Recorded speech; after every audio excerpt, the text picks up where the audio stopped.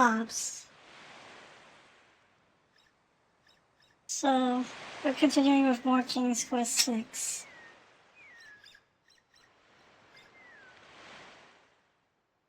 AKA, Alexander being the complete opposite of Graham. And just making a underwhelming zoinks before falling to his death.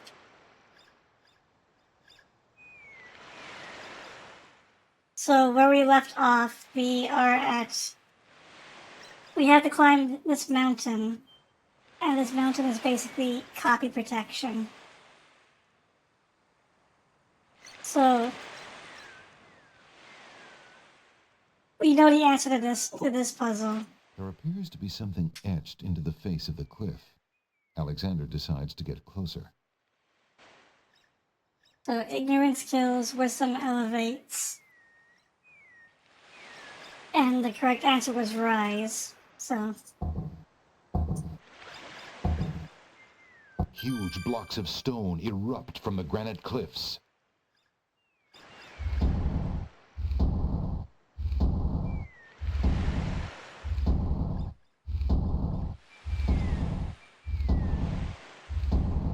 Alexander stares with wonder.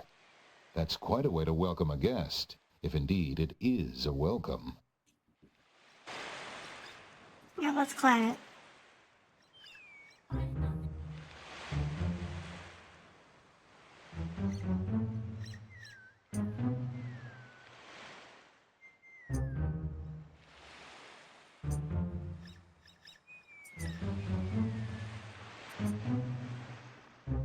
Just gotta carefully watch our steps.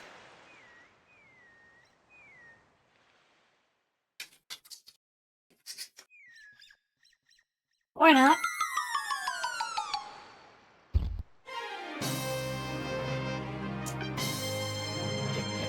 Only next. That wasn't a very logical step.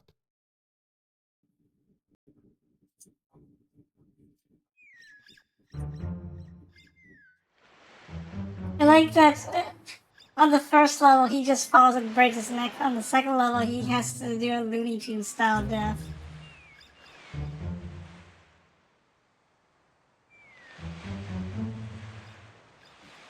Here's our next puzzle. Alexander examines the strange etchings in the face of the cliff. A master of languages will, and we have these buttons. So this is what I mean by copy protection. So there's no place in game where you're gonna learn what any of these symbols mean, these glyphs. So what we need is the manual. Let me dig it out.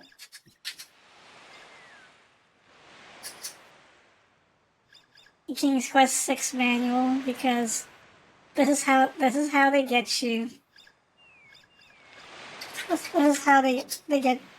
This is how they get copyright back in the early 90s. They assume if you actually had a legal copy of the game, then you also have the manual to go with it.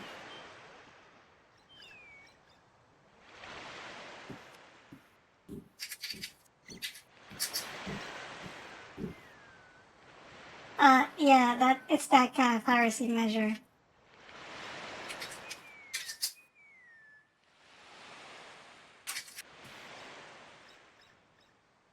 So the manual says that a master of languages will soar. And apparently this is the language of the ancient ones. And we have an alphabet in here.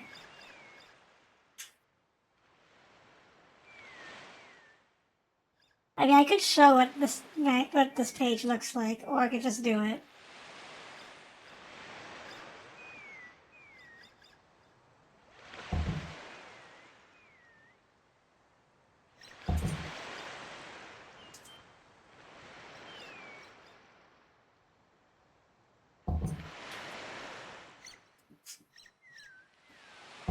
The stone beneath Alexander's feet trembles as more steps emerge from the granite cliffs.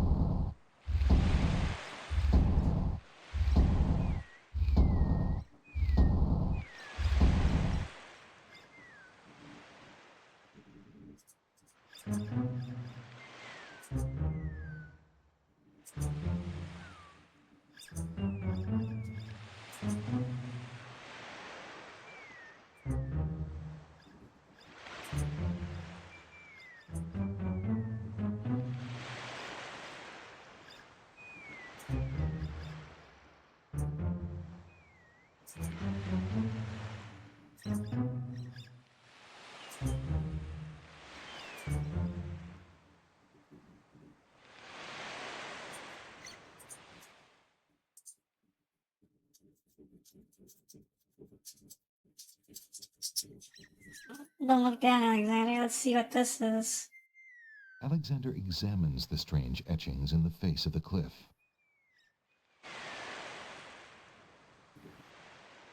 Hmm. 4 buttons. Let's just press stuff. Alexander gets the feeling that was the wrong button. Oops!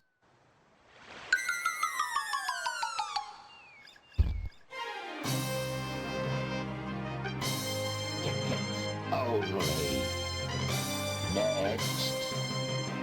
What a riddle. Stones of stealth. Find a guide to keep your health.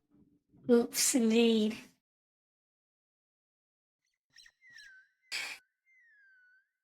So, the solution to this is also in the manual.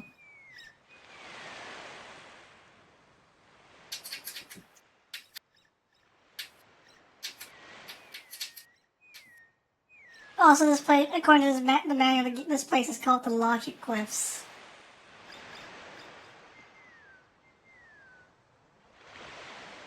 This challenge is called the Stones of Stealth.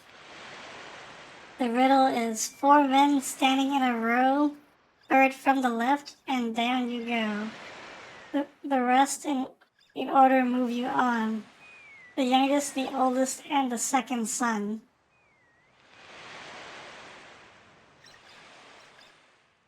Well, I don't quite get it.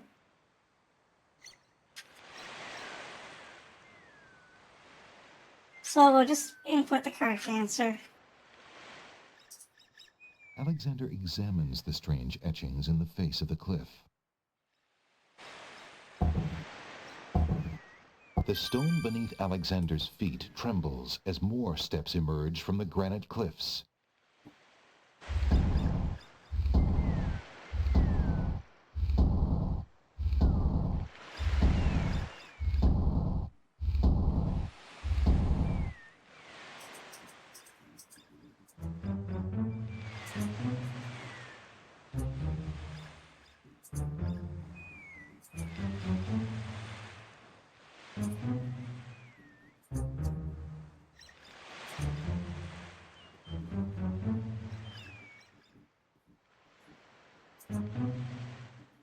I have to give him credit for being willing to brave these very ridiculous stairs. Alexander examines the strange etchings in the face of the cliff. Sacred 4. Wonder what Sacred 4 is.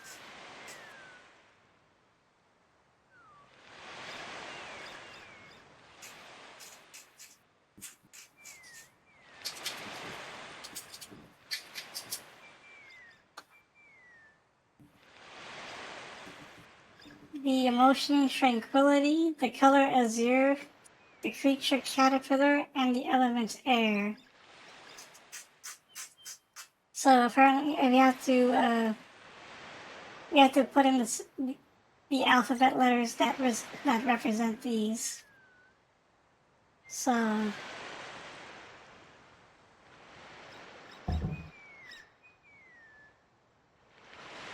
that's one of them. The other one, you know, the caterpillar.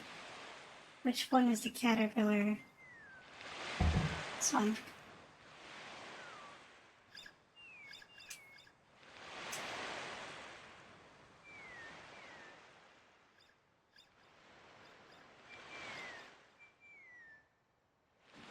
And this one is air.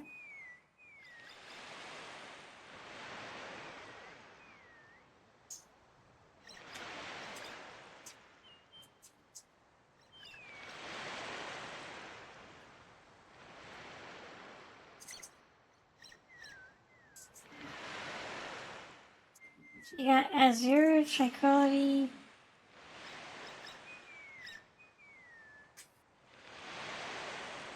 Yeah.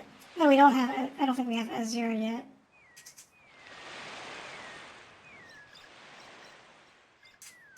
Azure is the fourth one that we are missing.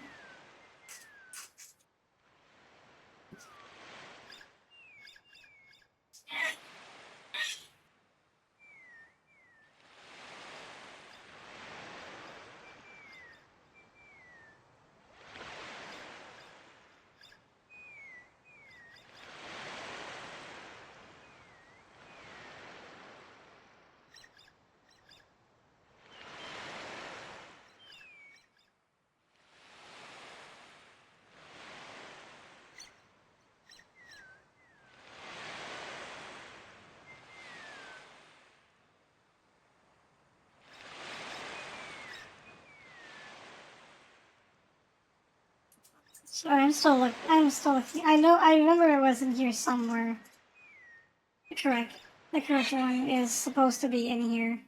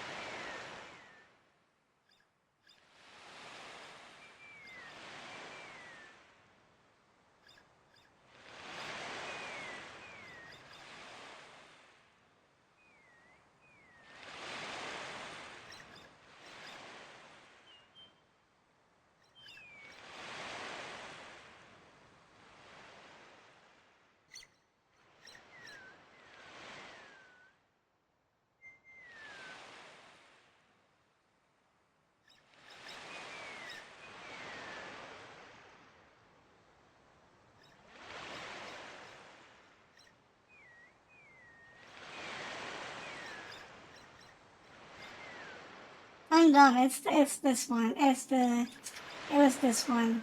I wasn't paying attention. The stone beneath Alexander's feet trembles as more steps emerge from the granite cliffs.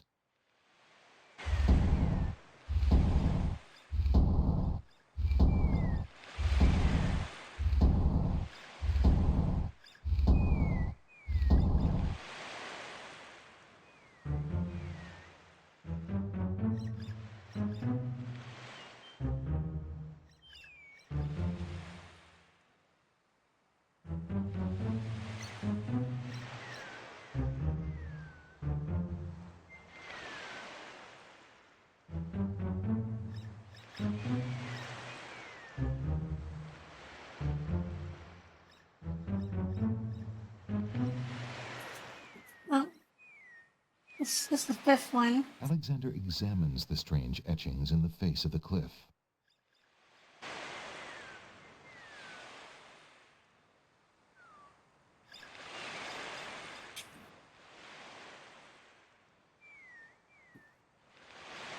all silent cried the noble boulders? What the fuck does that mean? Well, I already know the answer to this one.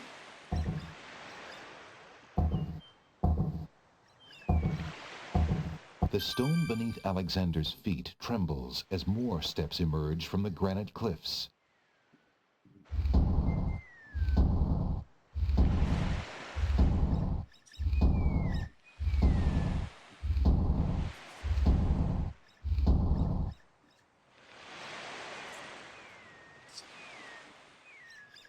Logic cliffs, more like copy protection cliffs.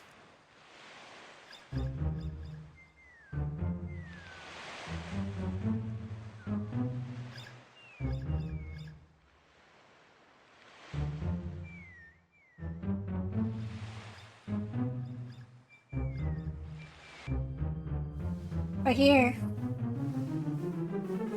Alexander finds himself, finally, at the top of the cliffs. Exhausted, he steps over the lip of the plateau and stands. Why do you make such an effort to climb the cliffs, young man? The winged ones who live on this island have the power of flight. You could have it too, if you'd only eat a berry from this magical flying nightshade bush. Like golden glitz again.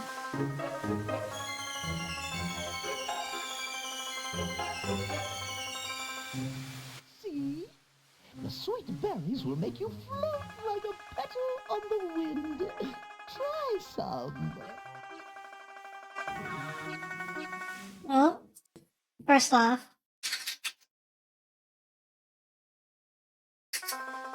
sure, let's have some. Perhaps one of the leaves? Not the leaves, dearie.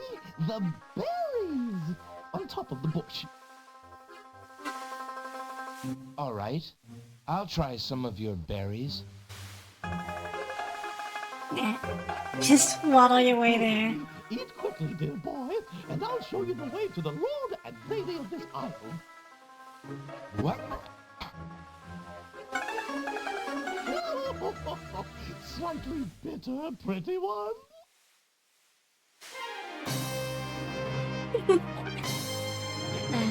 Only next. And then there's some land I have for sale in the death bogs of Tamir. Well, I'm not interested, narrator. And now he's dead and buried. That's a better one. That's a better one.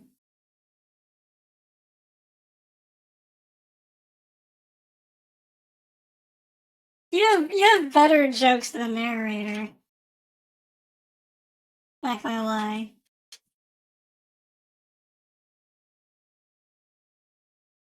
Dead and buried. That's a good one. Anyway, we actually don't want to talk to her. You do have good jokes on occasion. Stranger, trust me. Think of what I'm offering you. Now let's just leave. Let's just get out of here. Right then, stay tied to the ground like a load of lead. See if I care. You human. How odd. The old woman just disappeared in a cloud of smoke.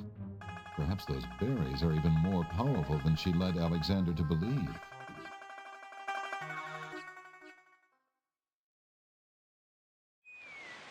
Alexander climbs carefully down the long face of the logic cliffs.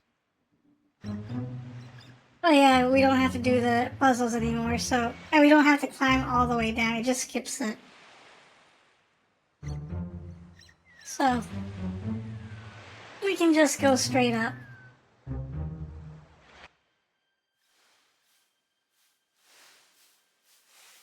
Alexander arrives at the top of the cliffs, somewhat winded after his long but uneventful climb. So what we actually want is to go in here. There's a natural opening in the rock near the nightshade bush. Also, Huge doors are set into the solid rock of the mountain. we want to get in here eventually, but not yet. Alexander crawls through the small opening in the rock.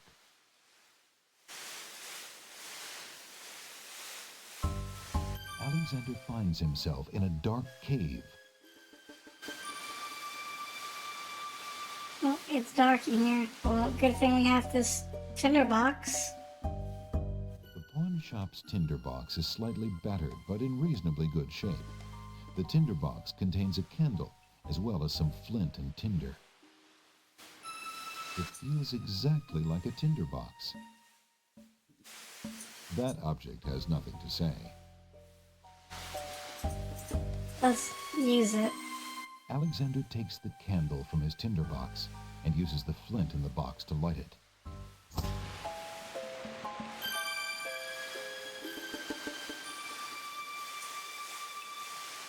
Now we can see a little bit.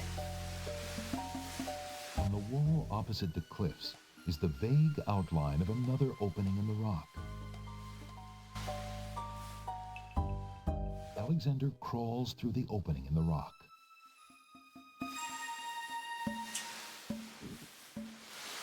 The lighting in this part of the cave is better. Alexander extinguishes the candle's flame and places it back in his pack. A natural window-like opening in the rock provides a view to the outside world. A peppermint plant grows on the window's ledge. Alexander is standing in a second room of the cave. A natural window to the outside world provides a little more light here, and even helps clear the musty smell. Well, let's take peppermint leaf. Peppermint leaf. Alexander takes a few leaves from the plant. As he does so, a strong smell of peppermint is released. Ah!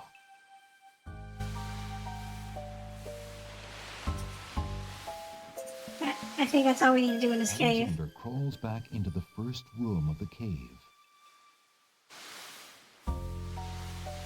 Alexander can't see a thing. Alexander crawls back through the passage to the top of the cliffs.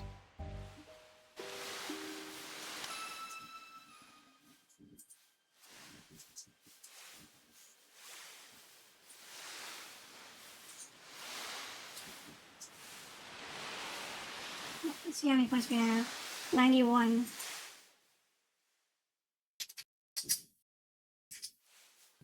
Anyway, I think we can go up. Next thing to do is to go up north.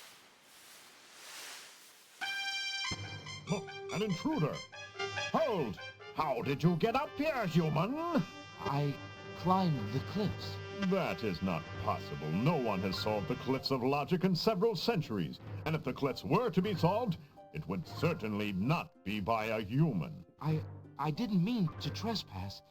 I only wanted to visit this beautiful island. No visitors have been welcome on the Isle of the Sacred Mountain in years. Not since the Red and White Queens had spies in the guise of friendly visitors steal our island's sacred golden fleece. But we will not display such foolish trust again. You will have to answer to Lord Azure and Lady Ariel. They will determine what will be done with you. I can assure you, it will not be pleasant.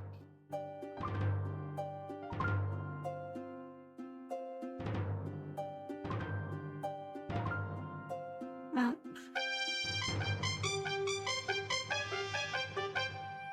With what trickery did you master the cliffs of logic and reach the city of the Winged Ones? Only the magic of clear thought, my lord. I meant no harm. The cliffs of logic.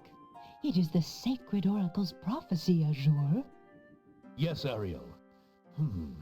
It is lucky for you, human, that climbing the cliffs of logic is part of a prophecy that I cannot ignore. We have just been ordered by Wazir Al-Hazred himself to dispose of any strangers that might land on our fair isle. But the prophecy would have a different fate befall you. The prophecy predicts that whosoever climbs the cliffs of logic will defeat the Minotaur. The Minotaur has violated our sacred catacombs and eats our young in sacrifice. Our own daughter, Lady Celeste, was taken there only this morning as his most recently demanded offering. A dilemma, then. Whom shall I obey in regards to your fate? The Oracle or the Crown? But since Alhazred did not dictate how I was to dispose of intruders, and since you cannot possibly survive the catacombs, your imprisonment there should serve both purposes quite admirably. I will not resist you in this, my lord. I shall do my best to save your daughter. First, I must tell you that the catacombs are a labyrinth of rooms, a place of exceeding danger. You will need many tools and clear wits to survive it. I am ready. Very well. My guards will take you there now. You seem courageous enough, but the catacombs will determine how brave you really are.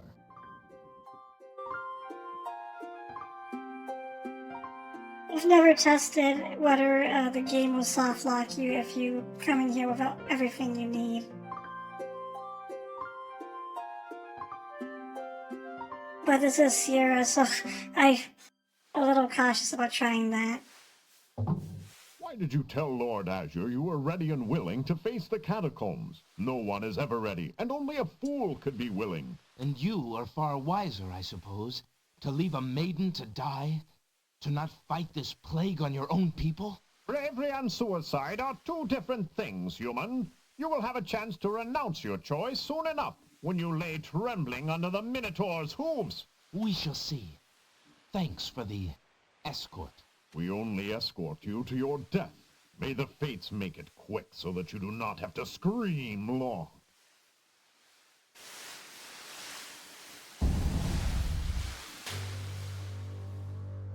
We got dunked in Catacombs the entrance door is locked from the outside by the Winged One's guards. It seems that leaving the catacombs by that door is not an option. well, we got dunked in the catacombs by winged Romans.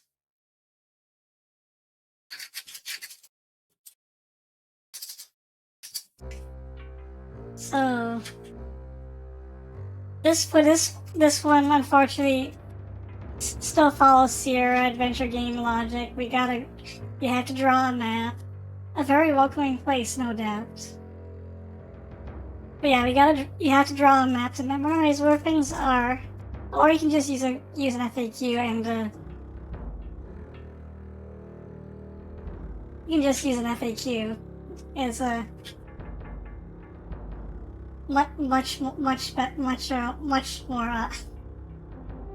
much easier to just use a guide.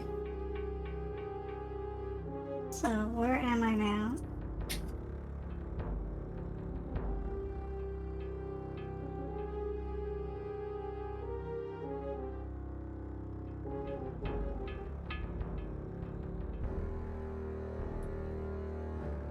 Ancient problems require modern solutions. Yeah. I head north. We gotta head east.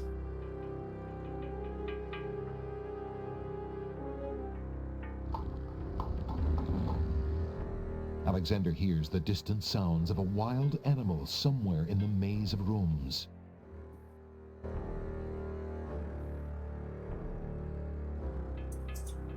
The remains of several unfortunate souls haunt the room. These bones seem more recent than the ancient catacomb bones that Alexander has seen so far.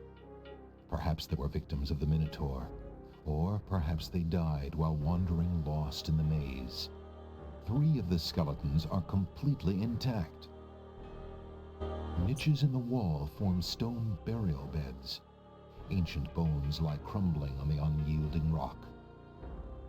The remains of several three of the... A lone skull lies on the ground among the skeletons. Where the skull came from is a mystery, since the other remains seem to have their skulls intact. Alexander picks up the skull. I just save you, just in case.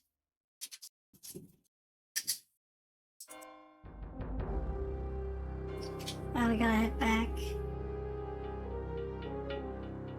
So what's in West twice?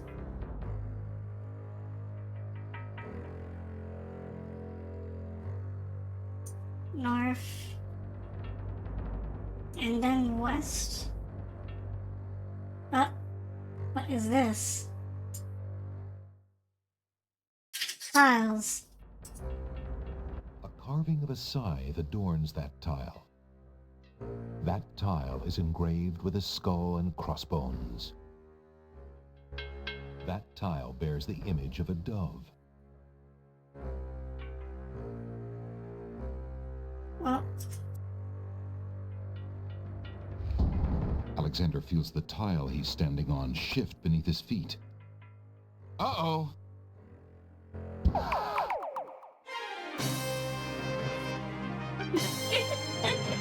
Only next. 3 spikes and you're out.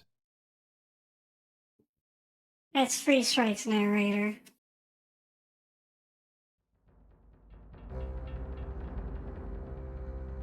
So if I remember right, it's Alexander feels the Yeah. tile he's standing on Wrong shift one. beneath his feet.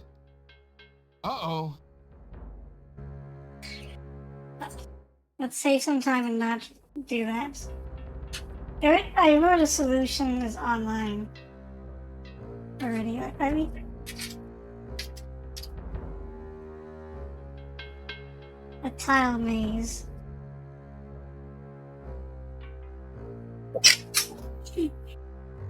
Oh, it's the other way around. Okay. Oh, it's this one.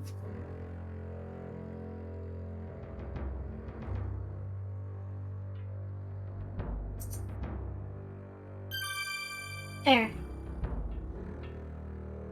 Alternatively, there is a glitch where you could just run across while holding Alt.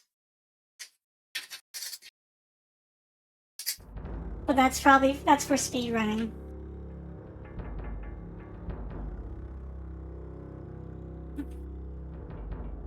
Go north.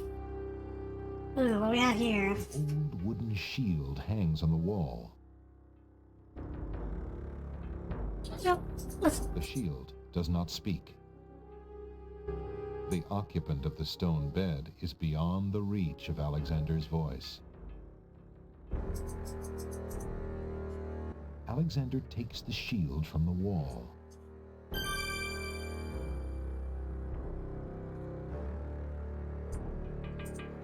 Wait, 1 second.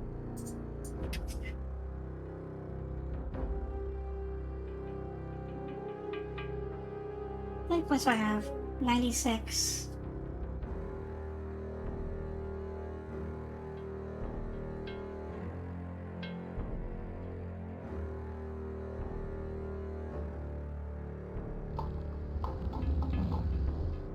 Alexander hears a low growling, so faint as to seem born of his fired imagination rather than of any living creature.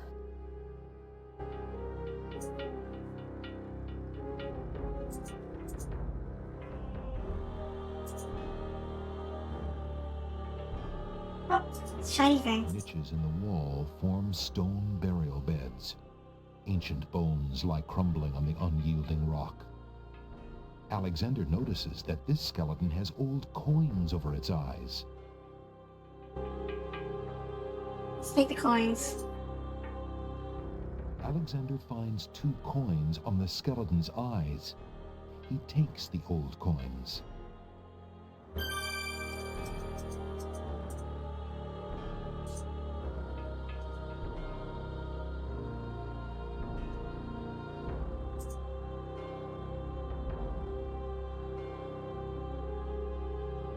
We're back at the fork.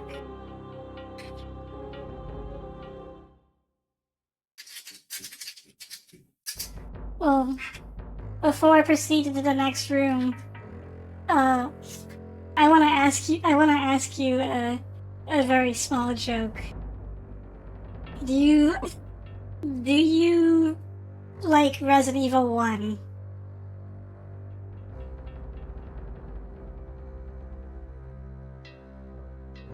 Have you played Resident Evil 1? More like.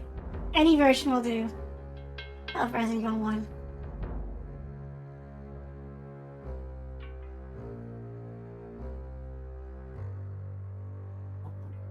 Not much of a player of it, but you do enjoy watching it. Okay, that's fair enough. Do you like? Did you like the Jill sandwich joke?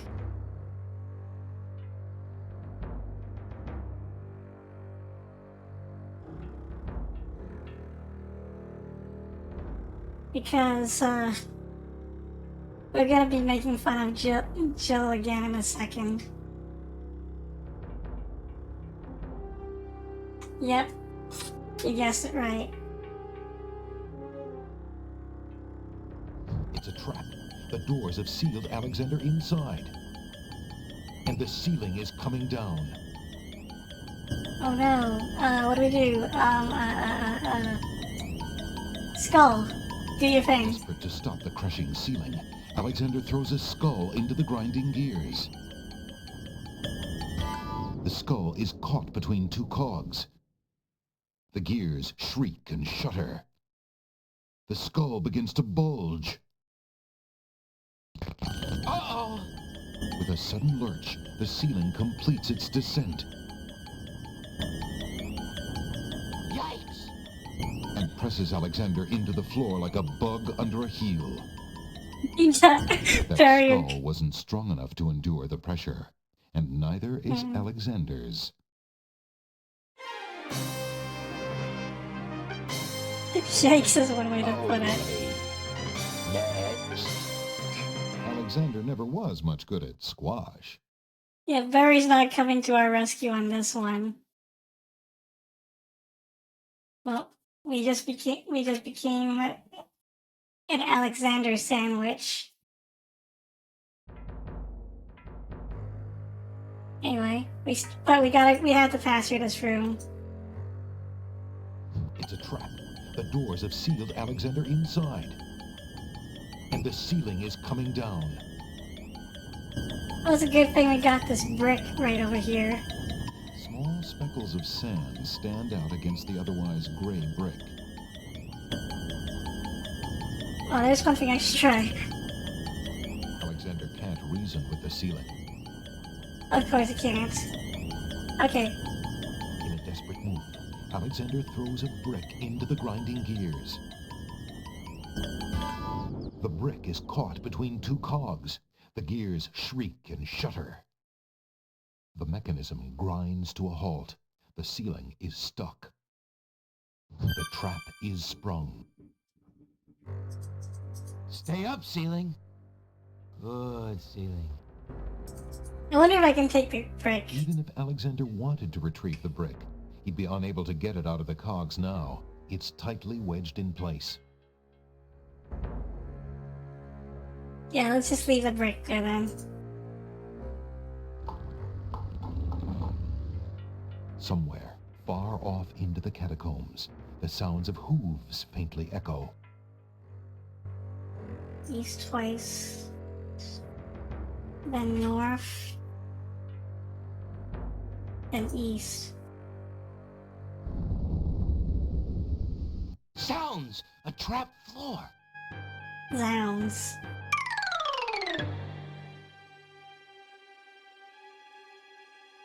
Alexander seems to have fallen to a lower level of the catacombs. Wherever he is, the place sure is dark. Alexander can't even see his hand in front of his face.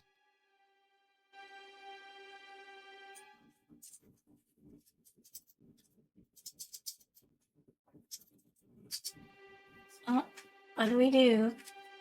It's it's dark. It's pitch black. Boy, I had night vision goggles.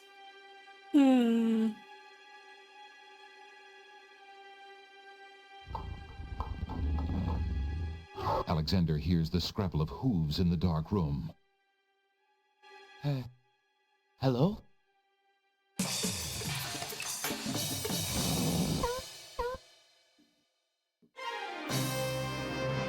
Next.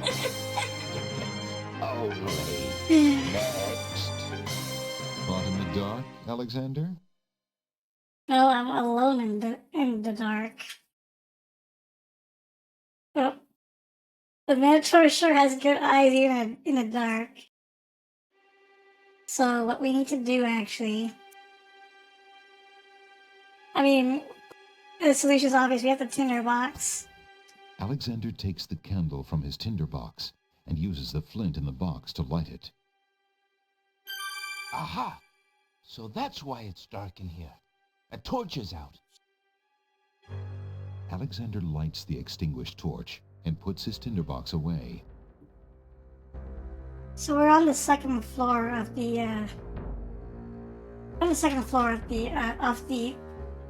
catacombs now. So we gotta head west 5 times, south twice, then east once.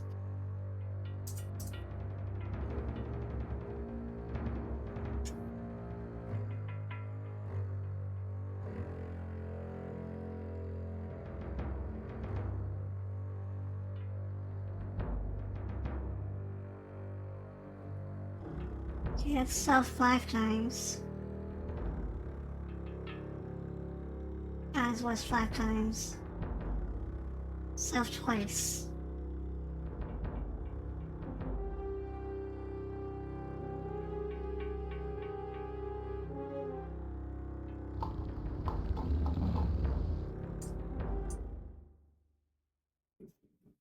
Alexander hears the sound of a wild beast again.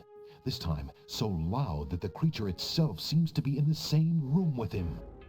The noises are coming from the other side of the east wall.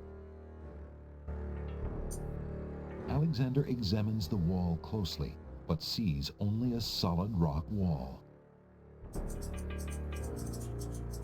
The cell-like rooms of the catacombs hold their tongues and do not reveal their secrets. Well, I'm just gonna slap this thing here, don't mind me. Alexander puts the hole in the wall on the east wall. The hole in the wall trembles slightly with dread at the clammy feeling of the stones. Now let's wait. Maybe something's gonna happen.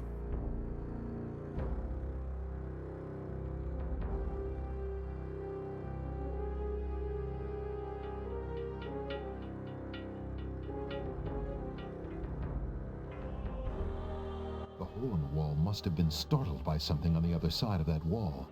Before Alexander can look through it, it runs away in terror. Oh, Alexander hopes there wasn't anything important on the other side of that wall. Too bad Alexander has no way to see what's on the other side of that wall.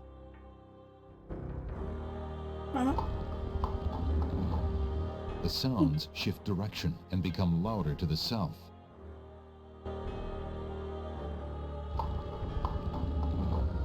The sounds get louder still, now coming from the west. Uh-oh. Intruder. Good. Just in time for dinner. Let's not be hasty now. Oof!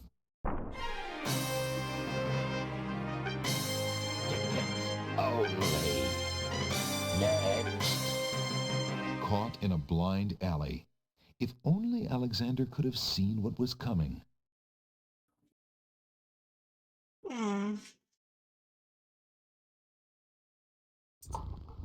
If only.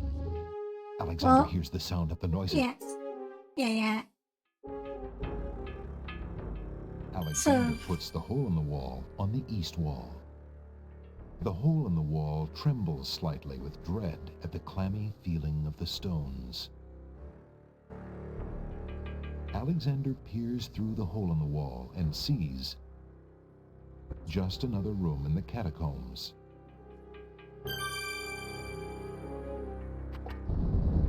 Aha! Not just another room at all. So that's why Alexander couldn't find the Minotaur's lair. At least Alexander now knows the lair exists, somewhere in the maze on the other side of this wall. While Alexander contemplates what he's just seen, the hole in the wall, frightened by the Minotaur, makes a run for it. Alexander hopes the little creature finds its way home to the Isle of Wonder. Oh, now we gotta get back. get to that place. So west 3 times to another fork.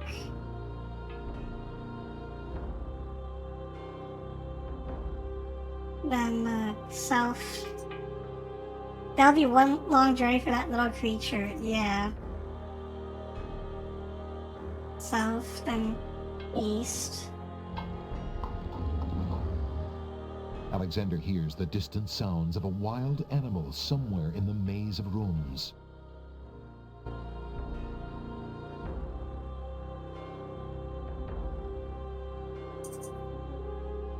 I'm just going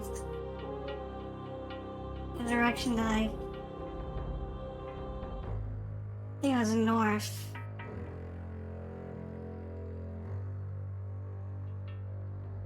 Here we are.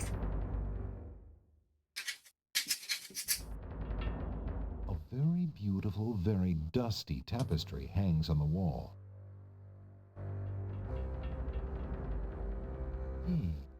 This tapestry looks familiar. Now let's see. I don't feel anything. Aha! A hidden latch. Alexander triggers the little latch. A secret door rolls open.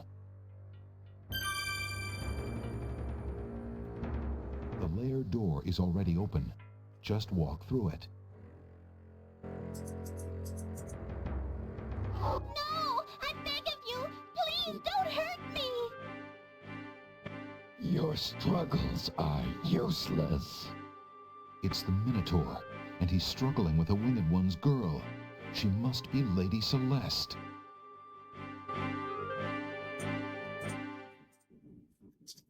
Well, confrontation of the Minotaur. What do we do? Alexander steps further into the room. The movement catches Lady Celeste's eye. She screams for help. You there! Human! Help me! Help!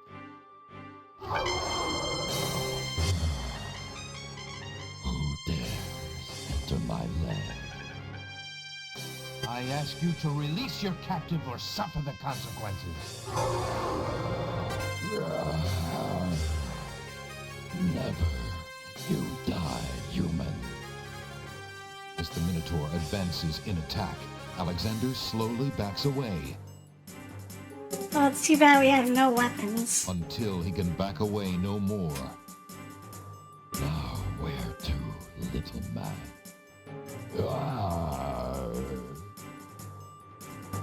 Well, I mean, we have this shield. That shield won't do much good in close combat against a Minotaur. Alexander will have to think of something else.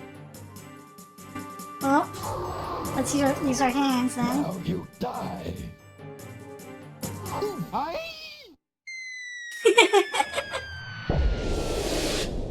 Was not fast enough.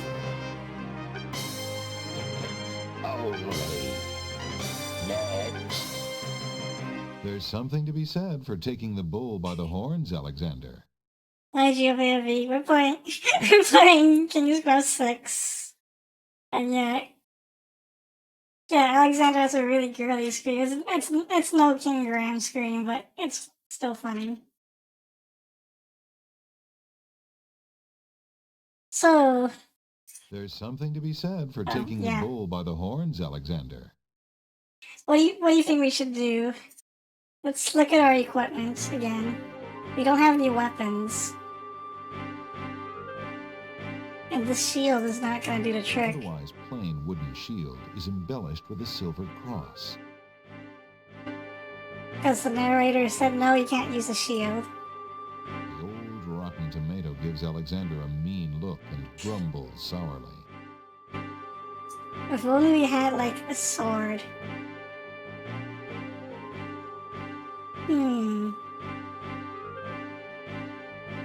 Well, what do you think? What do you think? What do you think we should use against the Minotaur?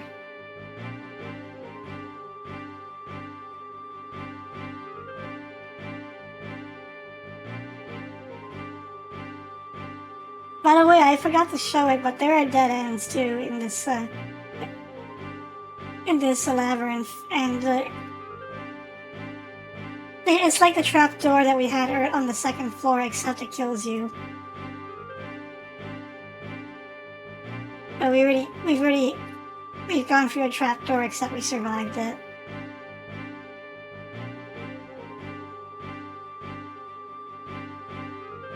It's a bull, so something red. Well, The scarf is made of red silk. we got the scarf here. Maybe we could use the scarf. Excuse me. I demand the release of that maiden this instant, you fiend. Lady Celeste looks wildly around the room for the source of the strange voice and spots Alexander. You there, human!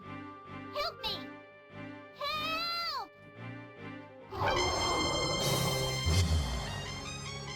Who dares enter my lair? I ask you to release your captive or suffer the consequences. Never. You die, human. As the Minotaur advances in attack, Alexander slowly backs away Yeah, the music is a good hint at what we need to do. until he can back away no more. Now where to, little man? Well,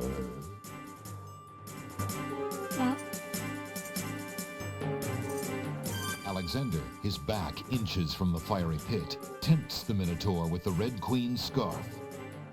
Look here, you bully. Nice, bright red. Red. Now you die.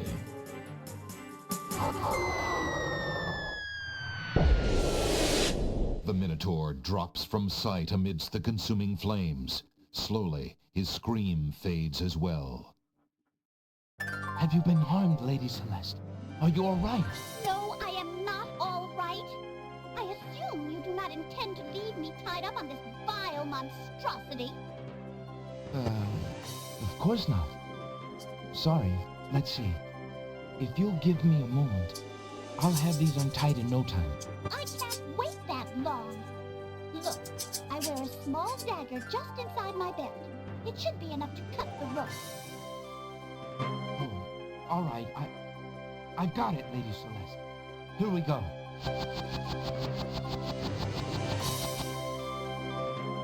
Thank you. You may keep the dagger as a gift for saving my life. That's very generous. Forget it. Do you mind if we just get out of here now?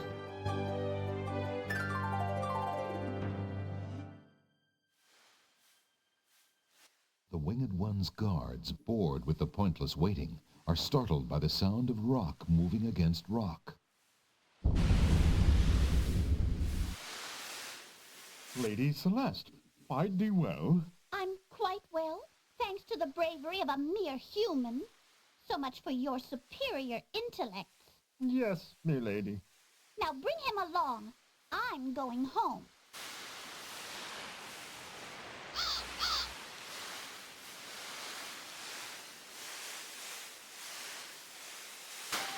I see you have proven yourself the hero of the prophecy.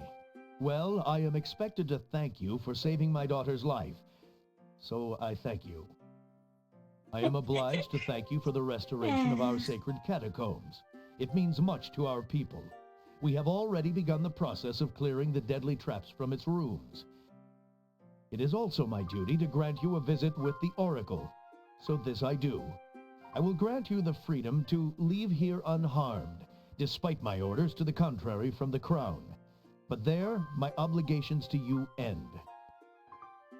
I have no love for Alhazred, but he is my liege, and if Princess Cassima trusts him and wishes to wed him, my guards will take you to the Oracle now. When your time with her is through, I want you to leave the city of the Winged Ones and never return. I don't know who you are or what you want here, but I will not disobey my crown further. I thank you, Lord Azure. I will respect your wishes.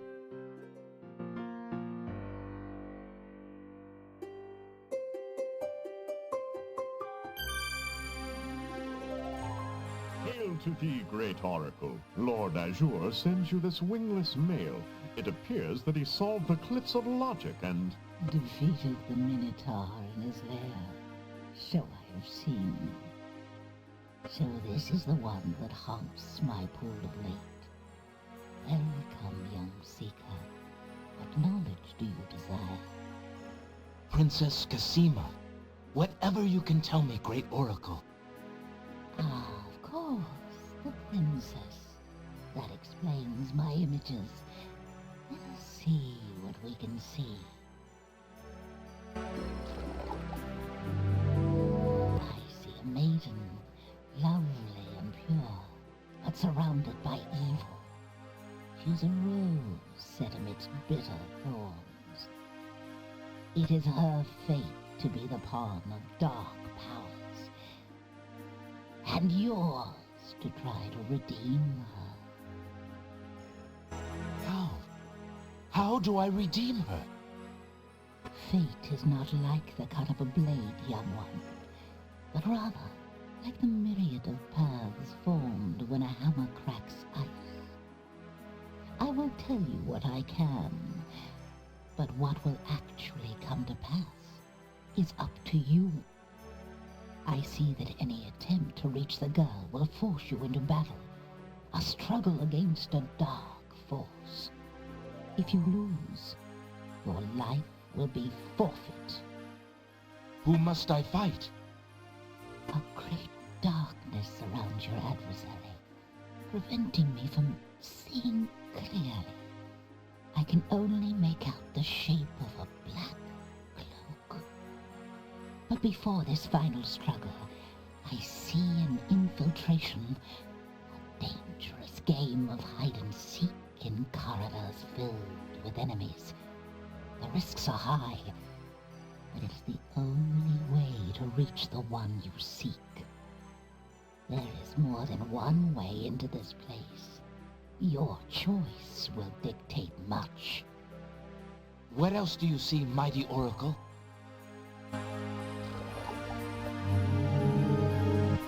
Oh, such pain.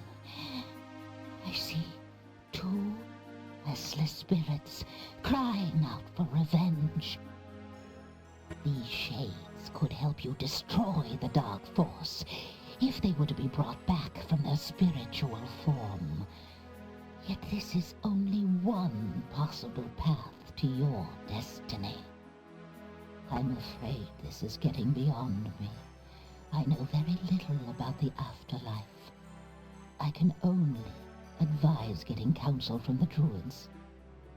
Be warned. The druids are reclusive and dangerous. They might aid you, or they might destroy you. Like their island, the druid's nature is hidden in the mists. There is nothing more I can do for you, except to give you this. It is water from the sacred pool. That and my blessing go with you. Thank you, Great Oracle.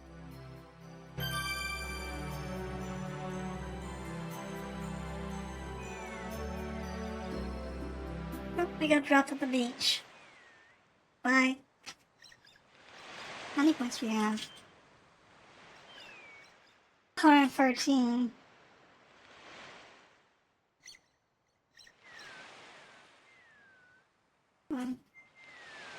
We are on track.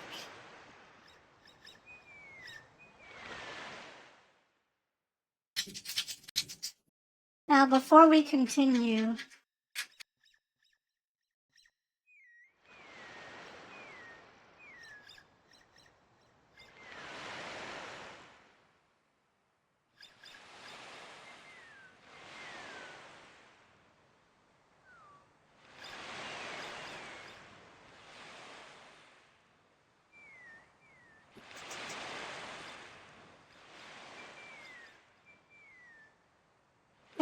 continue, let's look at our inventory again. Alexander is carrying a book from the bargain table in the bookshop. What is the boring book? Alexander is carrying a book from the bookshop. The cover says, Ye Old Spell Book. Well, let's take a look at the spell book. Magic paint spell. 1 cup swamp ooze. River Styx water. 1 black horse feather. Oh, we have just a black. We just have a feather.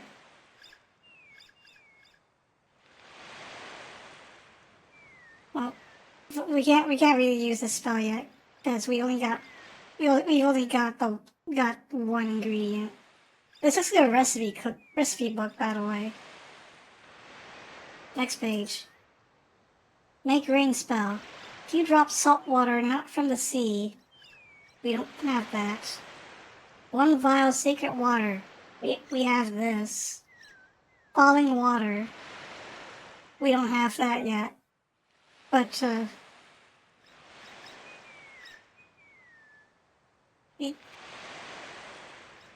let's see, what else do we have? Charming a creature of the night spell. 1 skull full of hot oak embers. A bit of sulfur. Brimstone. 1 strand of a pure-hearted maiden's hair. We have someone's hair. We have Princess Casima's hair. Add hair and brimstone to skull of embers. In presence of creatures, speak incantation over skull.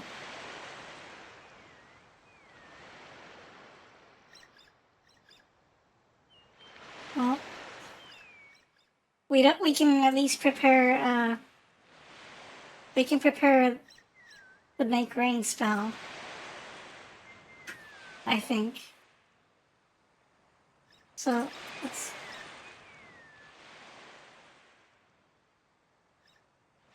The small vial contains the oracle's sacred water. The water has a crystalline appearance. So we'll just stick this in the old hunter's lamp. Alexander pours the contents of the oracle's vial into the hunter's lamp. The vial, now empty of its sacred fluid, disintegrates.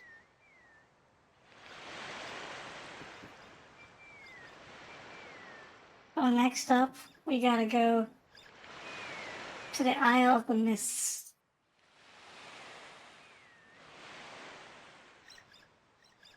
Alexander pulls out his magic map.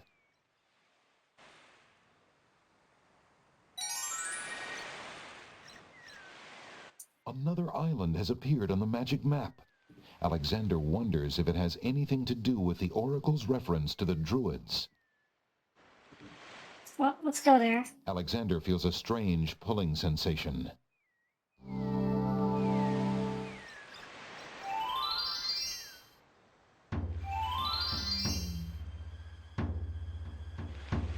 From the northeast come the sounds of mysterious drums and chanting.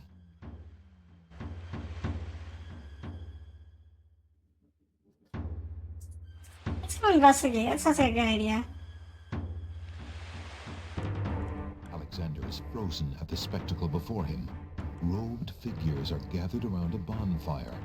Some mystical ceremony is taking place, but as to its purpose, Alexander has no clue. Brothers, look! Uh-oh. Alexander's been seen.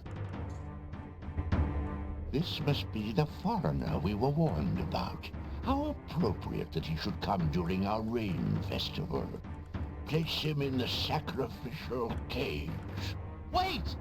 I must rescue the princess! There's an ancient druid saying, a man who would save others must first save himself. Alexander is pushed into the confining wicker cage. Thanks for that, Tony J.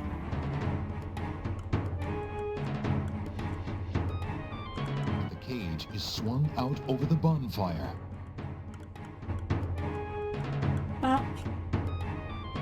Well, that was a warm Starts to feel a welcome. little warm.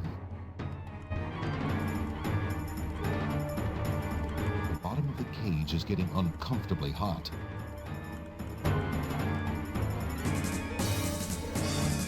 Mercifully, Alexander passes out from the heat before the first tongues of flame ignite the wicker.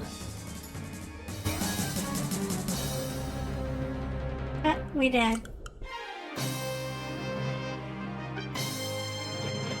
Only next. That was a bit too hot to handle. Alexander should have been better prepared. Well, we were warned. We don't want to interact with druids yet. From the So- east come the sounds of mysterious drums and chanting. We just want to loot their place first. So, lump of coal. Yeah. Alexander reaches into the fire pit and takes a lump of coal. Alexander takes the scythe. I think that's all we need. Scythe and lump of coal. Yeah, let's get out of here.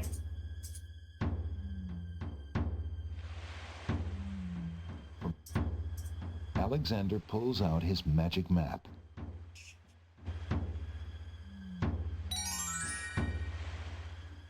Back to the Alvonder we go. Alexander feels a strange pulling sensation.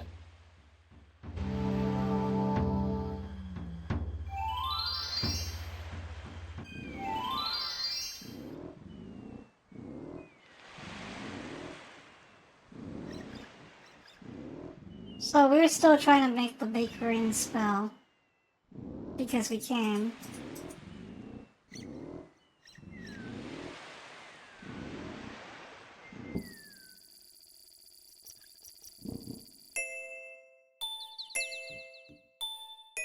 Oh, A delicate china teacup is occupying the chair at the moment. There's a small bottle on the coffee table. It bears a label that reads, "Drink me." both of these are suspicious items. Let's take them. Alexander takes the teacup. Alexander picks up the bottle. Unless Alexander is mistaken, those plants must be baby's tears. Hello. Aren't you a bunch of fine-looking young plants? Goo-goo-gaga! Apparently, the baby's tears haven't learned to talk yet.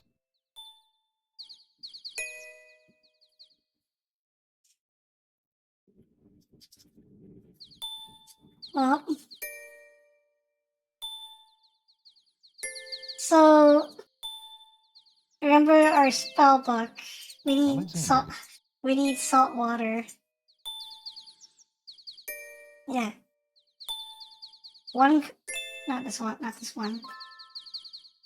Few drops salt water, not from the sea. One vial of sacred water. Falling water. Well, this is really funny to me. But let's give these babies milk. Alexander gives one of the baby's tears a bottle of milk. The other baby's tears seem to resent Alexander's gift for some reason.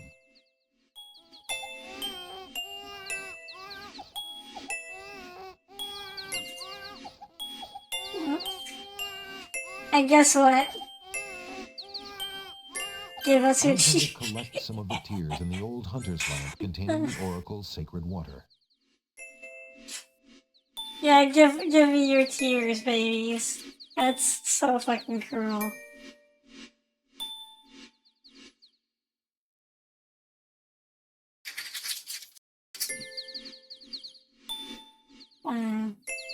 Anyway, delicious salty tears. Anyway, we got a drink me The bottle. little bottle contains some sort of potion and bears a label saying, "Drink me." That's rather forward of it. Yeah, give me your delicious salty tears. Anyway, let's drink this bottle. Alexander searches the bottle for a clue about the potion inside, but remains unilluminated. Well, Alexander decides to swallow the potion in the bottle labeled "Drink Me" to see what happens. Suddenly, his vision fades to black. His lungs become too heavy to breathe. His heartbeat slows.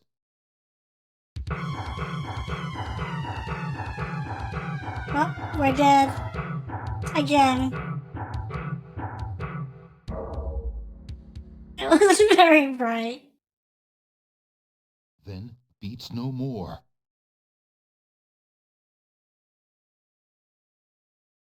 Suddenly, his heart takes a lurch, then beats strong.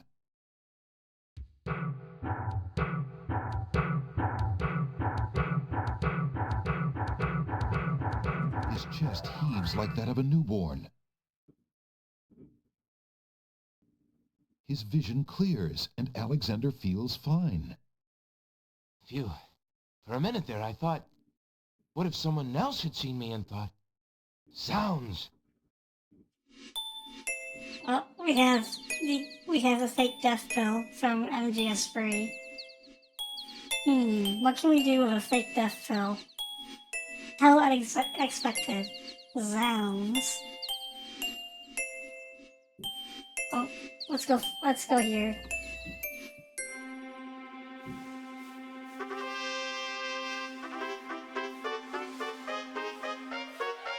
Well, we can skip the sorrow with it.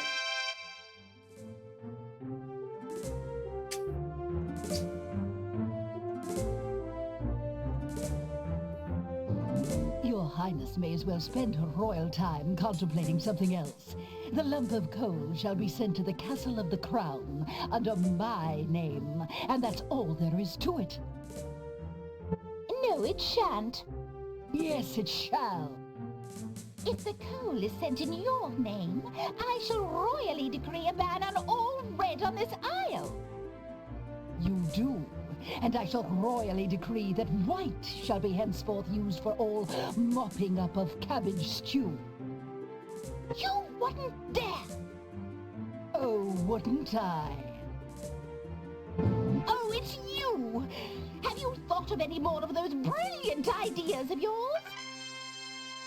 Well, Alexander has a pitch-black lump of coal that he found in the Isle of the Mists.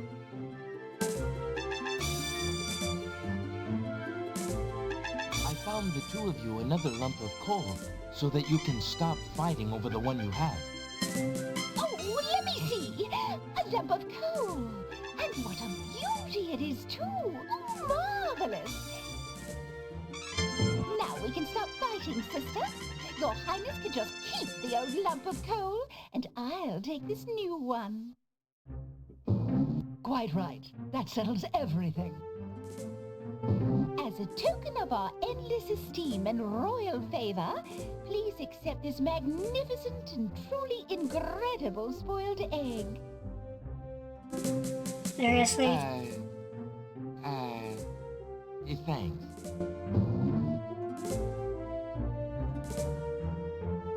Let me see that lump of coal, Your Highness. It is a beauty, isn't it? Why, it's bigger than my lump of coal. Let me have it immediately. Over my dead body, Your Highness. It's my lump of coal, and it is indeed larger and much grander. Just look at that sheen. I demand you exchange with me immediately. Alexander just shrugs. Well, we got a spoiled egg.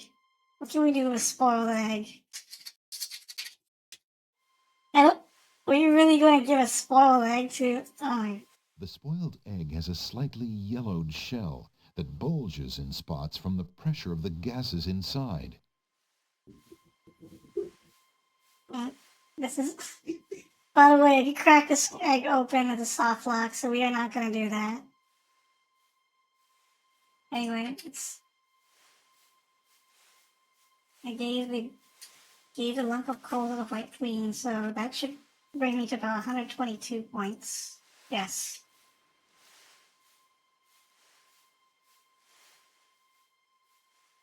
Now let's look again. Okay, we're trying to craft the rest of the other spells. Alexander is... Let's look at it again. So, magic paint spell.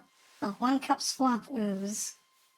Well, we have a teacup and a feather. Maybe, and I think we can collect swamp ooze. We can collect swamp ooze in the in here. Also, I'll just take. I don't think I need it anymore, but I'll just take another bottle. Alexander takes a bottle of milk from the milkweed bush. Apparently, the dogwood tree doesn't like Alexander standing that close. Anyway.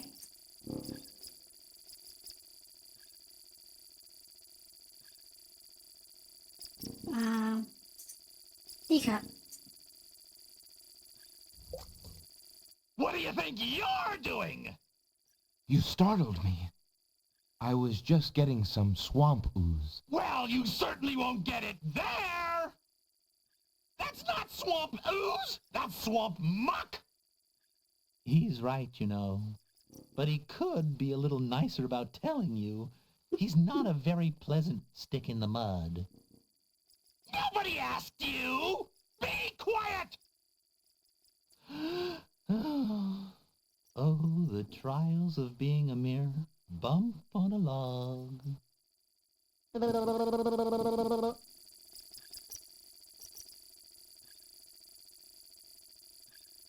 Who are you? I'm Bump on a Log, and that's my brother, Stick in the Mud. We've had this thing about each other ever since our childhood. Mom always liked me best. She did not! That is absolutely not true! He's a bit lazy, you see. He's got the only swamp ooze in the swamp right next to him. But do you think he'd move a finger to help you get some? Hardly. He'd try to brain you with it more than likely. His temper's about the only thing that ever gets a workout, and that on yours truly. Oh, like you've moved at all in the last century! Like you're Mr. Physical Activity! Just because I can't reach anything, he thinks he can throw gushy swamp matter at me and just say whatever he likes. If only I could turn the tables on that heckler, he might learn some respect. But as you can see, I'm a mere bump on a log and must be content with my lot. Oh, shut up! You couldn't hit the broadside of a barn even if you had something to throw! Just shut up! You see how he is? Perhaps you could toss me some swamp ooze, since you seem to be able to recognize it. I can only reach this bit by the path. Well, hoity-toity, look who's Mr. Wants So Much! You think I got a job here passing around precious swamp matter? You should be so lucky! He's an utter waste of oxygen. I'd save my breath if I were you. Is there anything I can do to make peace between you two? You are brothers, after all. He needs a good thrashing, I expect.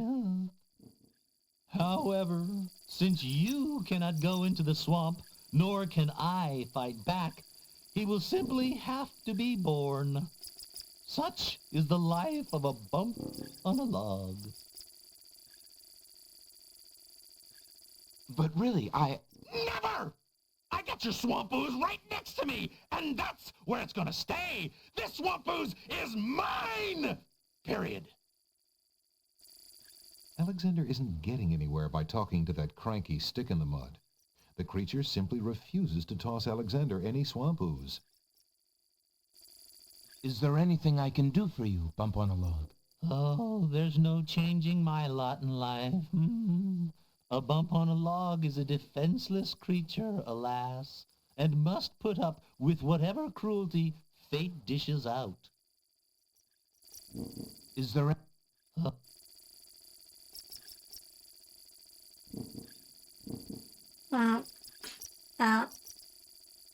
I mean, we have this rotten tomato here. Old rotten tomato gives Alexander a mean look and grumbles sourly.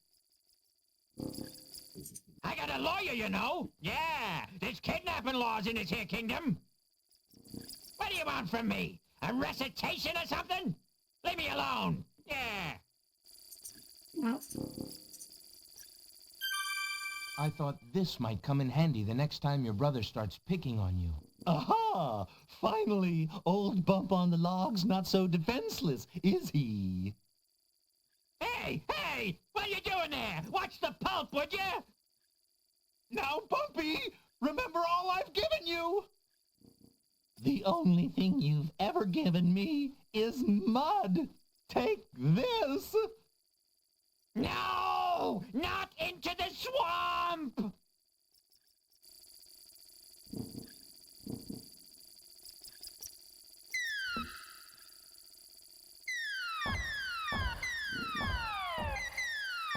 Okay, I give up. Geez, sorry. Well, I guess it's not very pleasant having things thrown at you. I'm sorry. You mean it? Really? Brother? Brother! Stick in the Mud and Bump on a Log, exhausted from the battle, immediately doze off into naps. Rotten Tomato, being equally lazy, decides to join them.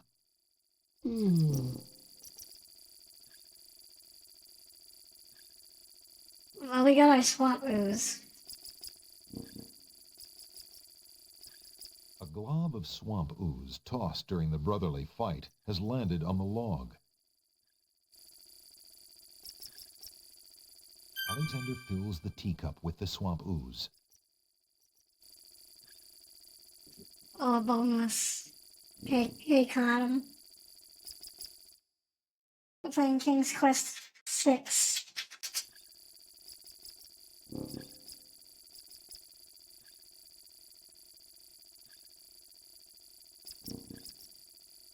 Well, let's go. We're done here, so let's just go to the Isle of the Beast. Alexander pulls out his magic map.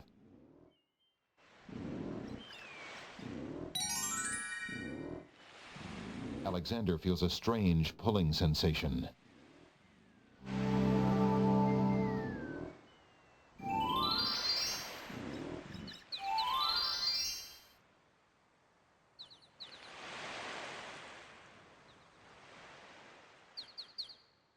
The denseness...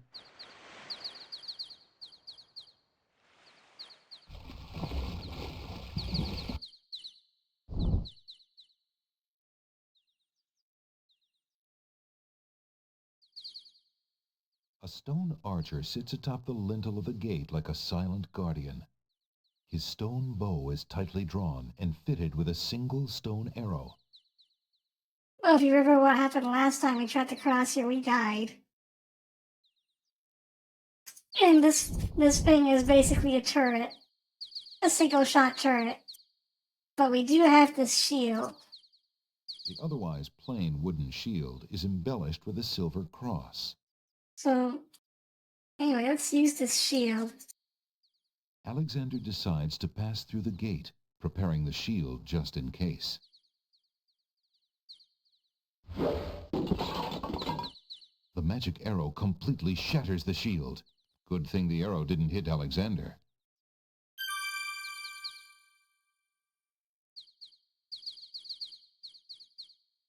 Flowering rose hedges grow on either side of the path winding north. Alexander takes a magnificent white rose from the rose hedges. Alexander walks forward to step onto the gazebo. But the rose hedges on either side of the path, sensing an intruder's presence, reach out their vines and blend together. The path is blocked.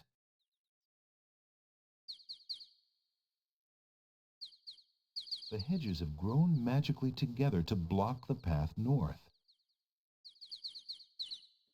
Well, it's a good thing we got this scythe from the scythe is druids. a long curved blade and a wooden handle. On the Druid Island. Alexander wields the scythe, determined to get past the magical rose hedges.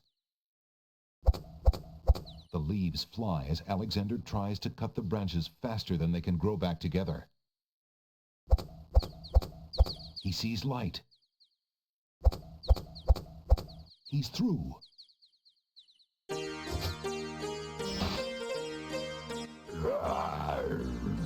Who dares enter Beast's garden? My name is Alexander.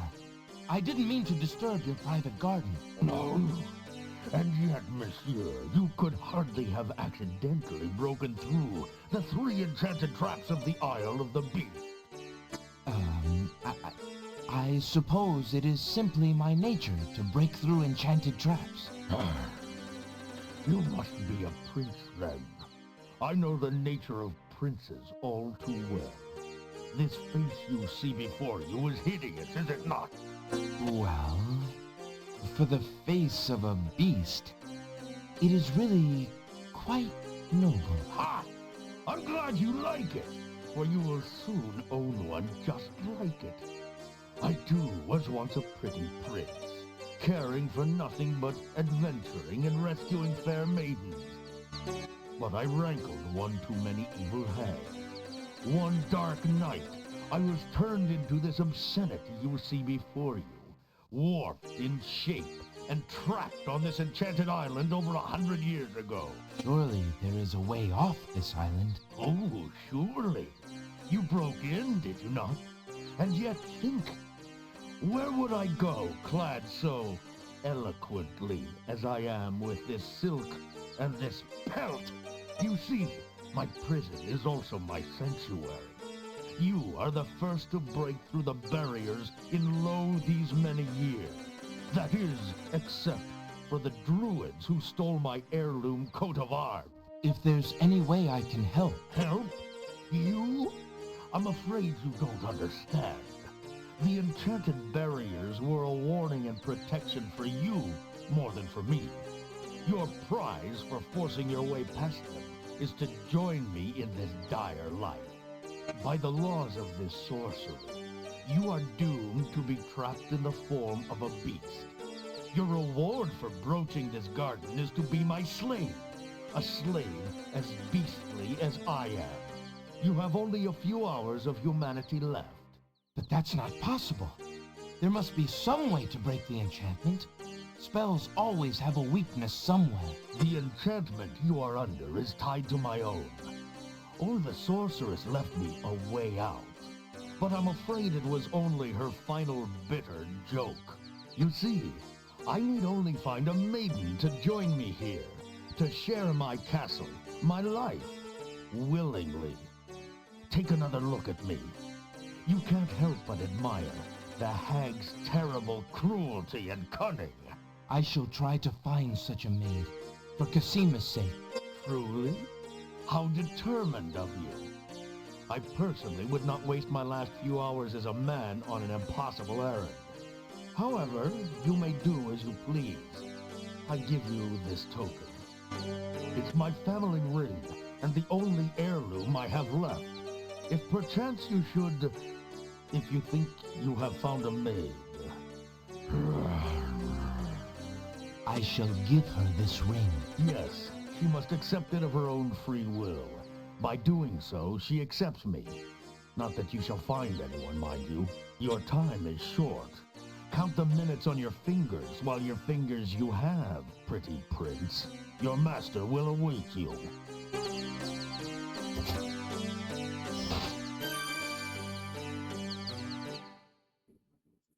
Well, he says we have only a few hours, but actually, we only have 10 minutes left. So in 10 minutes, we are about to turn into a Kodum. I think.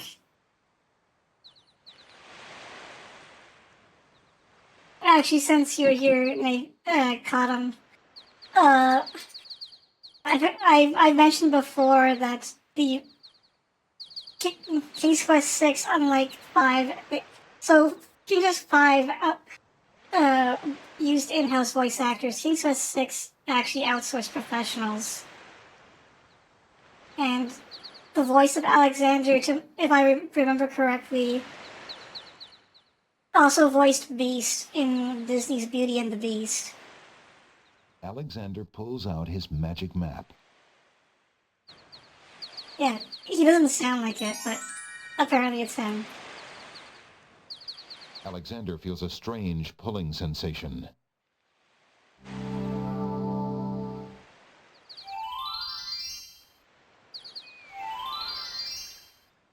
Well, anyway, let's run some errands, I guess.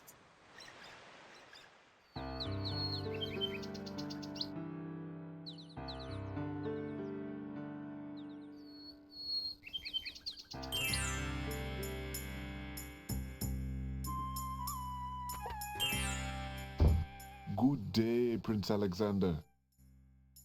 Hey, it's a suspicious guy here. Mysterious old man also patronizes the pawn shop. He steals sidelong glances at Alexander from under his hood.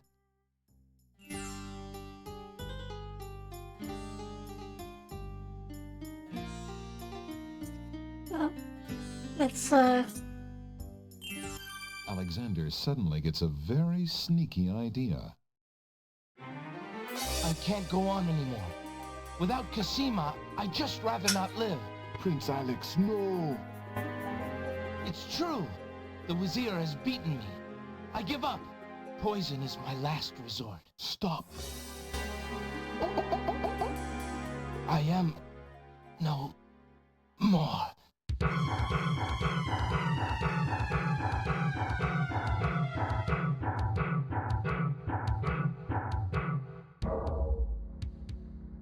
Oh, what a waste. The poor young fool.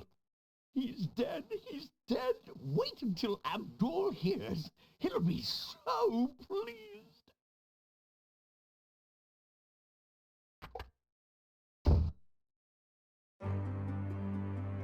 there we have the fake death pill. I told you not to pop in like that.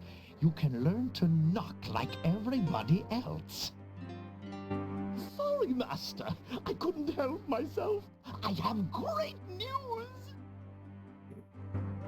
Well, what is it? Prince Alexander is dead.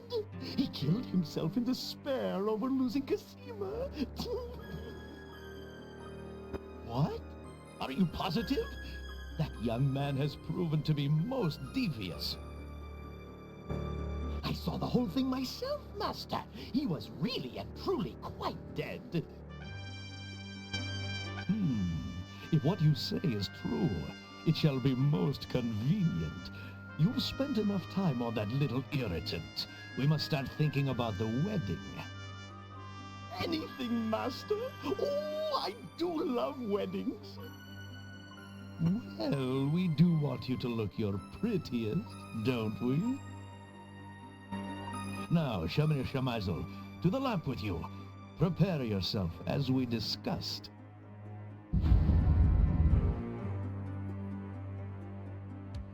Alexander's heart lurches to life in his chest. Prince Alex! But you were... Sorry, friend.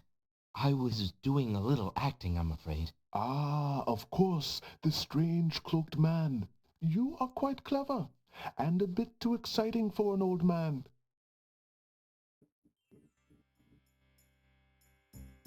Yeah, he was a genie. Oh, The pawn shop is... Would you mind if I traded this in? Of course, Prince Alex, please choose something in exchange for the items on the counter. Alexander looks closely at the items on the counter to make his selection. you're gonna take the nightingale That again. mechanical nightingale looks intriguing. I believe I'll take it. Very good, Prince Alex. It is always a pleasure doing business with you. Enjoy the mechanical nightingale and feel free to bring it back anytime. Thank you.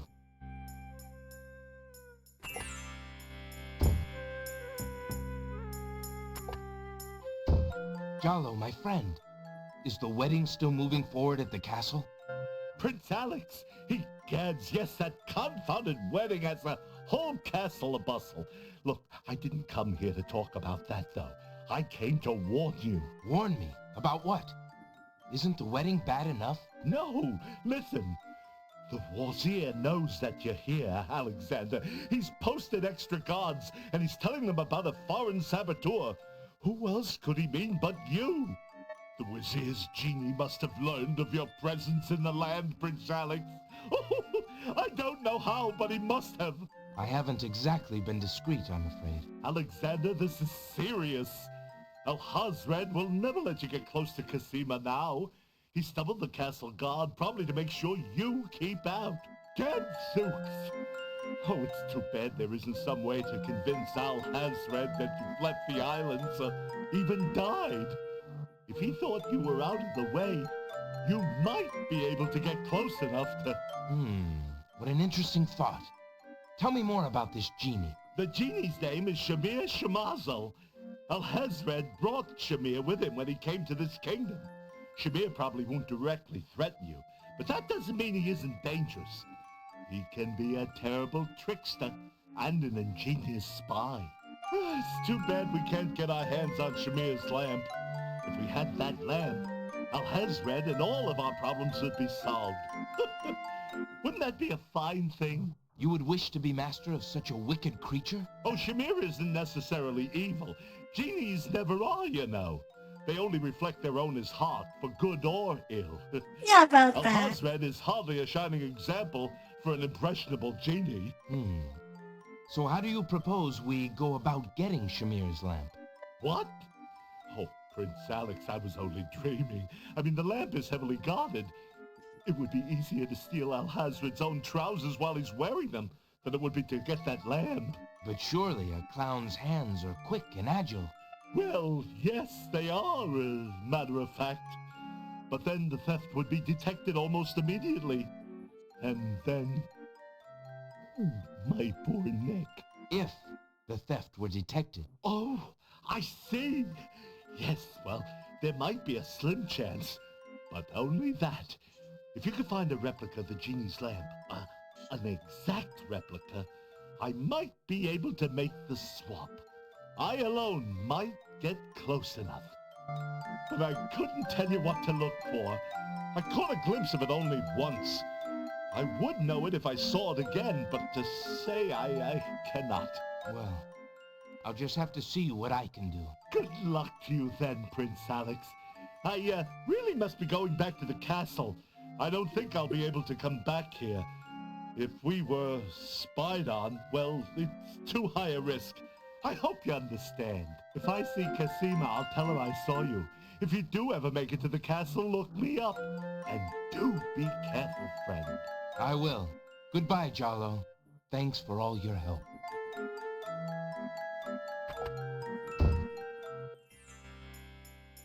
Well, that's quite a bit of story.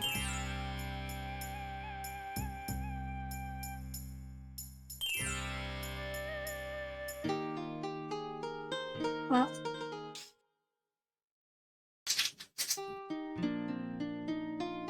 we still have a bit of time. Let's just chill for a little bit. Alexander feels a strange sensation come over him.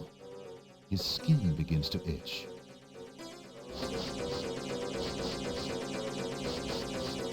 His head throbs.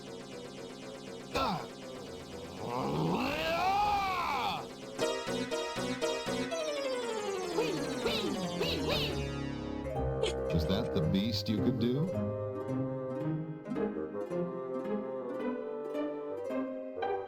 Well,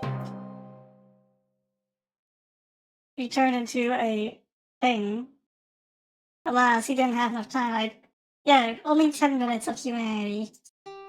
Well, I haven't much sooner than I thought, so let's do this quickly. Pardon me, maid.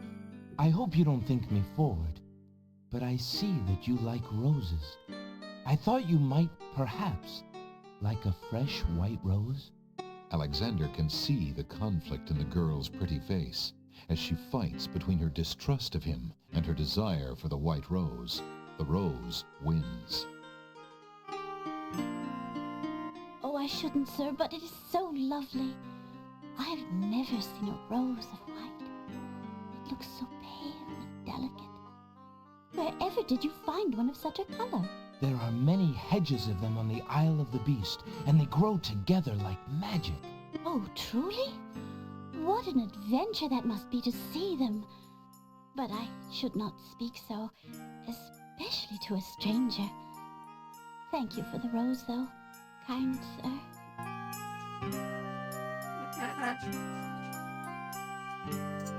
Alexander has a thought about the servant girl. He decides to bring up the subject of Beast with her. Let me tell you about the place where the white roses grow. The Isle of the Beast is an enchanted place. There's a path running through a deep forest. The path crosses 3 magic blockades, set to keep all visitors away. At the center lives a tremendous beast. Really? Magic blockades? How exciting! What kind of a beast? Is it very terrifying and ferocious? It is a beast that walks on 2 legs and dresses like a prince. It speaks with the voice of a man. A beast that talks and wears clothes? How is that possible? Is the beast magic too? Not magical, enchanted. Beast was once a prince, but a witch trapped him in the form of a beast and set him on the island. There he lives in a castle in the midst of a maze. How terrible! Imagine how lonely he must be. It is a very lonely prospect, isn't it? Oh, I have met him, you see. He is indeed ferocious, but who would not be? He really exists? Oh, how it breaks my heart. If I could, I would tend to such a beast. Such a beast might find comfort in a kind face.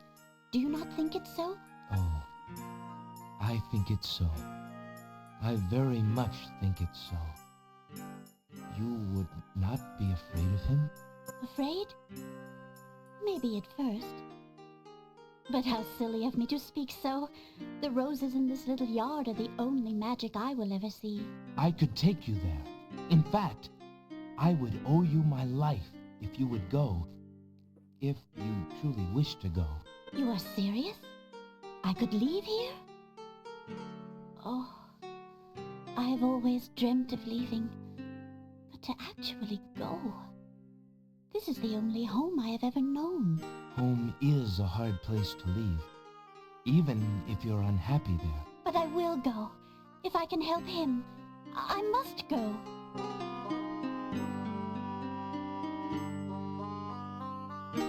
Well, better come with me before my itch gets worse. Is there nothing you wish to take with you? There is nothing. Then take this ring. It is his. He will be pleased if you would wear it. Why, it's the most beautiful thing I have ever seen. Thank you kindly, sir. Beauty! Where do you think you're going? To a place where roses grow, and to someone who truly needs me. I see you wear my ring. You willingly agreed to spend your life here with me? Do you know what that means? Yes, my lord, I do. I have been touched by your story. Pity alone need not sentence you to endure this face. Oh, but it is a gentle face, and kind. You look at me so sweetly and are not repulsed. Oh, by the light of your eyes, my spirit soars. The enchantment! It is broken! I am pleased to have served you, my lord. Do you still wish me to stay? What? Speak not such nonsense, Beauty. Do you think that I learned nothing of true love during my time here? You are my queen. Oh, my clothes! This gown! How well it suits your noble heart. Alexander, how can I ever repay you? I have nothing to offer except my gratitude. But please, take these old clothes. Perhaps you'll find someone in need during your travels. You have already repaid me by your example of courage, Beauty. And by your friendship, I hope. You will always have our friendship and loyalty, Prince Alexander. But from a fellow adventurer, take some advice. If you find your true love, protect her with your life. We're all beasts without the redeeming humanity of love. And to aid you, accept my mirror. Now that my life is no longer hung in false shadows, I have no need for it. Give it to someone with nothing to fear from the truth it reveals. Thank you. I wish you both well. Come, Beauty. Let me take you home.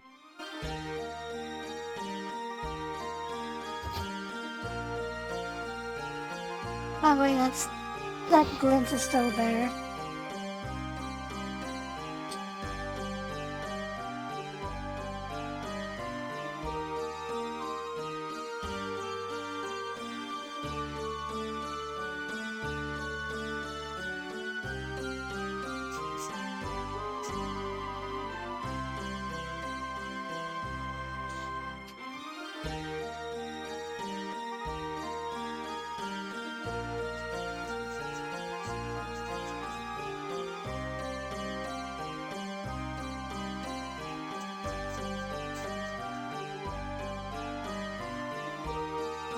I probably did something a little early, but it doesn't matter.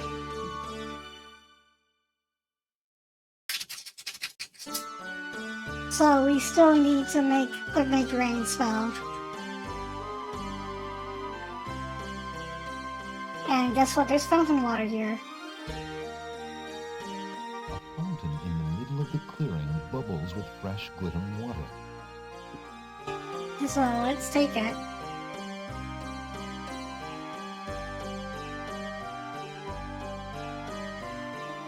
Alexander fills the hunter's lamp to the brim with the fountain water.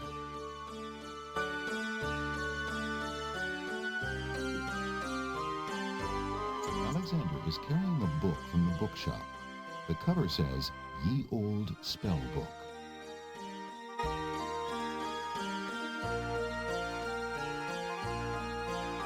We have everything we need. We've got this. We've got the salty tears of baby plants. We got sacred water. We've got fountain water. Alexander prepares to enchant the hunter's lamp with the Make Rain spell incantation. Clouds of thunder, shafts of light, come and sup with me tonight. Waters three have I for tea, brew a tempest now for me.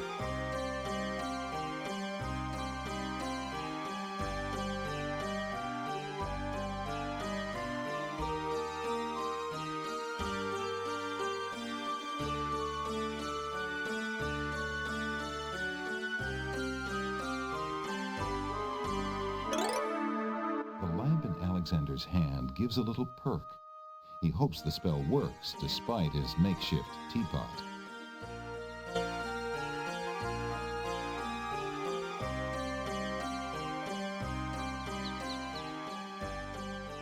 Alexander takes a magnificent white robe.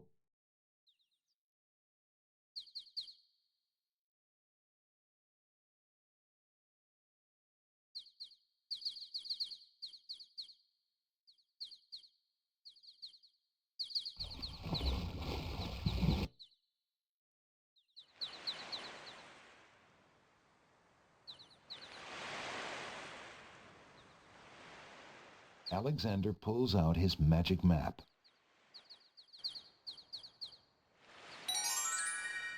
Alexander feels a strange pulling sensation.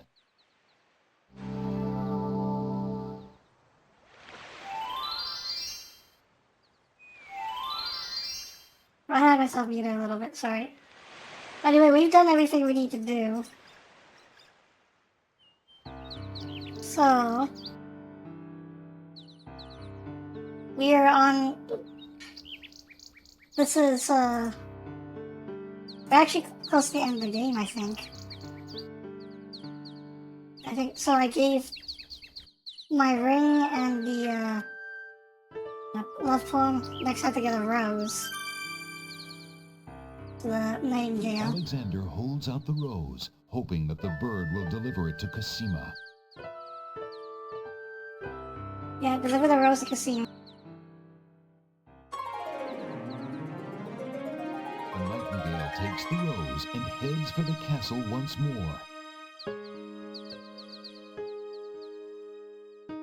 A white rose, how beautiful. It must be from Alexander. How I wish that I could see him with my own eyes, but Abdul will never allow it. He only risks capture by sending me these things, dear to my heart though they are. Fly elsewhere, my pretty friend. Do not endanger Prince Alexander again by taking tokens from his hand. Forgive me, Alexander, and forget me. I cannot return your love, for fear that I shall never leave this castle again.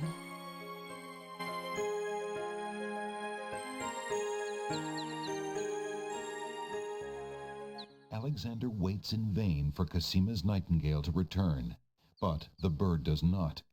Could there be something wrong? Or does Cosima simply not welcome his attentions further?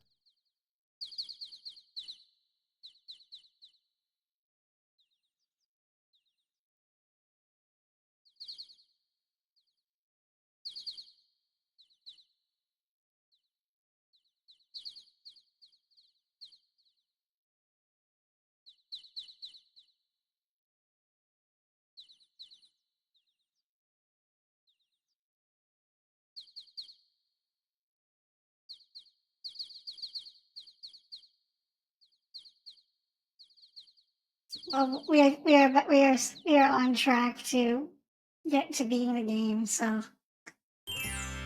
oh, hello. Good day, peddler. Good day, sir.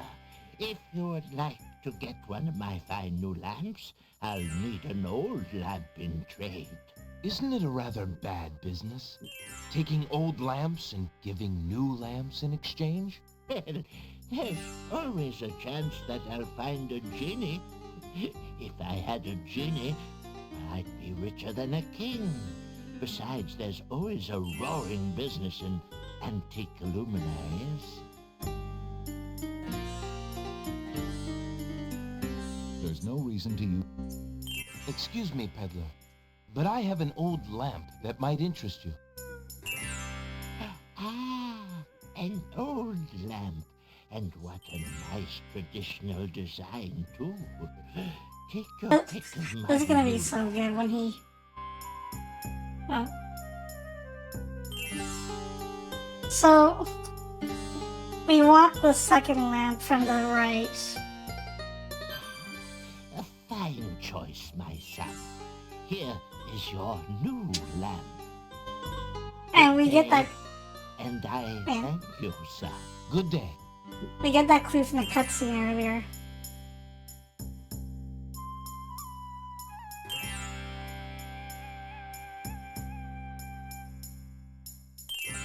Drat. Another dud. They're gonna prank him with the rainwater lamp.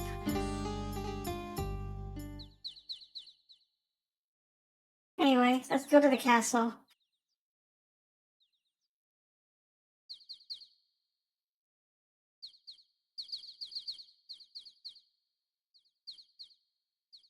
A group of serving women approach the castle. Ah, Wolf! More serving women. The castle staff is certainly busy today. Aye, Gruff. Gotta move on there, wenches. There's plenty of work left to do before the wedding. Yes, Sergeant Gruff.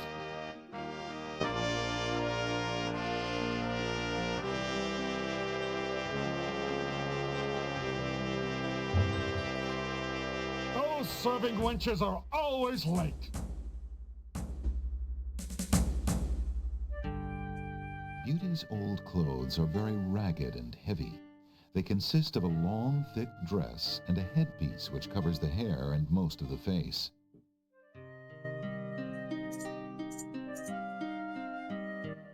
Taking his cue from the serving women he's seen enter the castle, Alexander decides to try a few alterations to make himself more acceptable to the guards. He ducks into the little hut to put on Beauty's clothes. Feeling a little foolish, Alexander slips Beauty's old slave clothes on over his own. Imagine if Cosima saw him like this. Well, here we go. How do you know which items to need? I don't. I usually have... without a guide, you have to rely on just guessing from like the puzzle solutions. Like earlier in the game, like you have the gnomes, the five senses. Like, do I have something to fool each of their five senses? Trial and error, yeah. But this game is a lot more lenient with trial and error compared to King's Quest V. I showed 5 first because that's a combination of I played it first when I was a kid growing up, and also because its puzzles were really bullshit. I want to show that to contrast with King's Quest 6. 6 is a little less bullshit, but you still have to figure stuff out.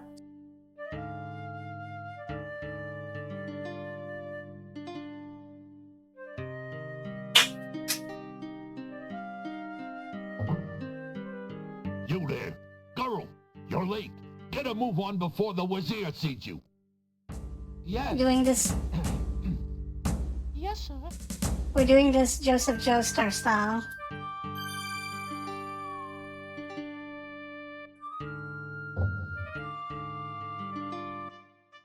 The castle guards lock the main entrance doors behind Alexander. From the open door comes the clatter of pots and pans, yelled instructions, and other busy kitchen noises. Girl, don't just stand there. There's a stack of silver almost to the ceiling that needs polishing for the wedding. Get a move on!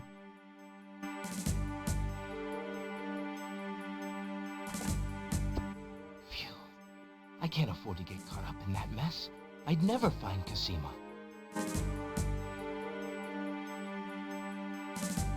Well, this is the end game. Stuff. Let's go up here. This sounds like a great idea. Whoa! Alexander runs right into a guard dog patrol.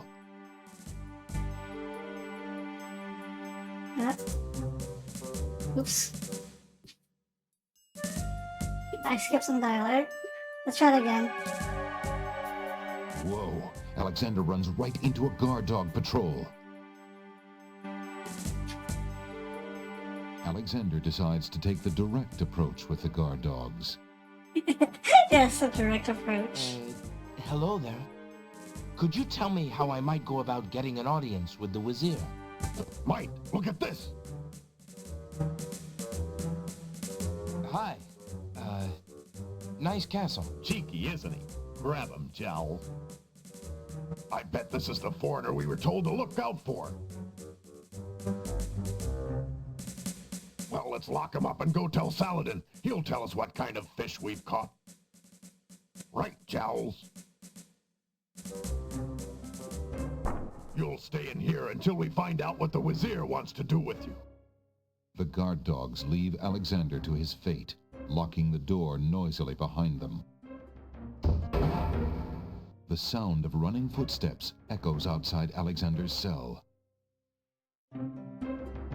What are you doing down here, Shrew? We've already got him locked up. Go back to your post upstairs. The Wazir wanted to know what all the commotion was about. When I told him about the intruder, he told me to post extra guards on this one. Extra guards, huh? So be it. Just as Alexander realizes that he has no possible means of escape, he hears the sound of wedding music playing somewhere in the castle. I found this dungeon. I'll never be able to stop the wedding now.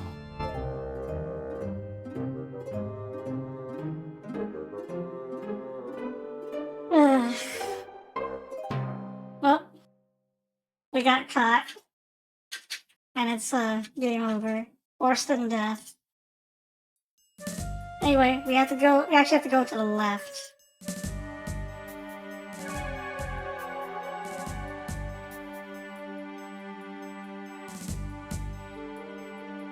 By Cerebus collar, I'll be glad when this wedding is over. Hey, I'm getting mighty tired of this patrol. It's wearied me. All caught in jail. I couldn't agree with you more, Wolf. Who'd have thought we'd ever have to listen to Princess Cassima crying all day long and be ordered to ignore it yet? Something sticks in my craw about the whole thing. The Wazir says that the princess is not herself. Says she's half mad with grief over her parents' death. I can see it. The poor mite. But still. I agree. It seems cruel to lock her up when she's so heartbroken. Let her out in the fresh air, I say. It'll do her a world of good. Well, she insisted on the mourning period, and it's up today. Thank the stars. It's too bad we couldn't find that nightingale of hers. The Wazir says she's been pining for it. Humph. If I had an ounce of luck, I'd have found it weeks ago. Not only would it cheer up the princess, but the reward the Wazir's offered for it would make me pretty happy too, doggone it. Oh, well, our luck will definitely be out if the Wazir catches us snapping our jaws at our post. Sorry, Wolf. I'll keep my muzzle shut. Well, we gotta get rid of those guards. Talking to them will not help. And they're looking for a nightingale, so... Alexander walks into the hallway to use the mechanical nightingale. Hey, who the... Well, that's too fast. I was able to do this before, like, just without them looking this way.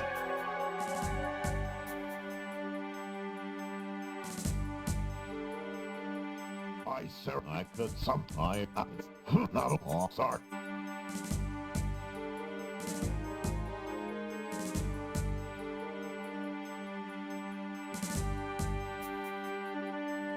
Okay, now I can use the nightingale.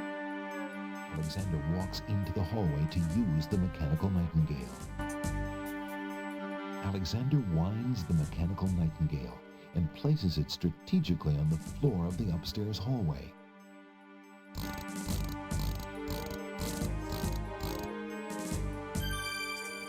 Alexander. Oh, get in there. The mechanical song echoes in the corridor. Alexander hears the sound of boots pounding as the guard dogs come to investigate. Alexander ducks behind the pillar.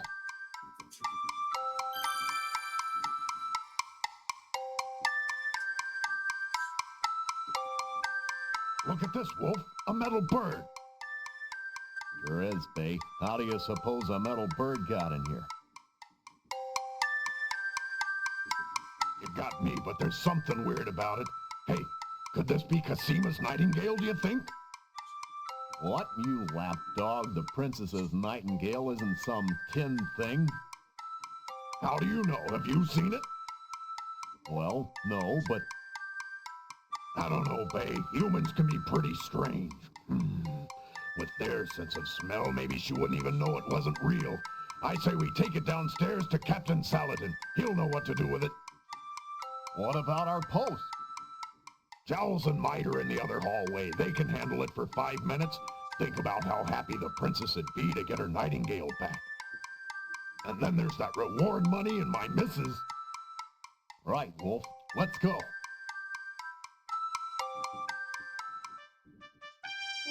Alexander hears the guard dog's boots clank noisily on the staircase leading down to the grand hall.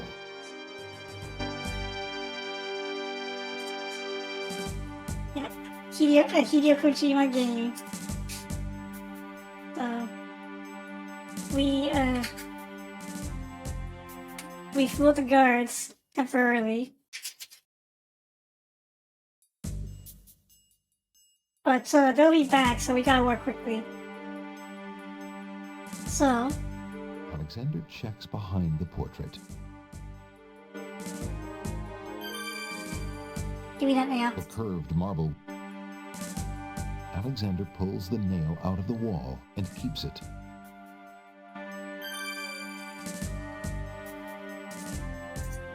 Alexander finds the hallway door unlocked and slips inside.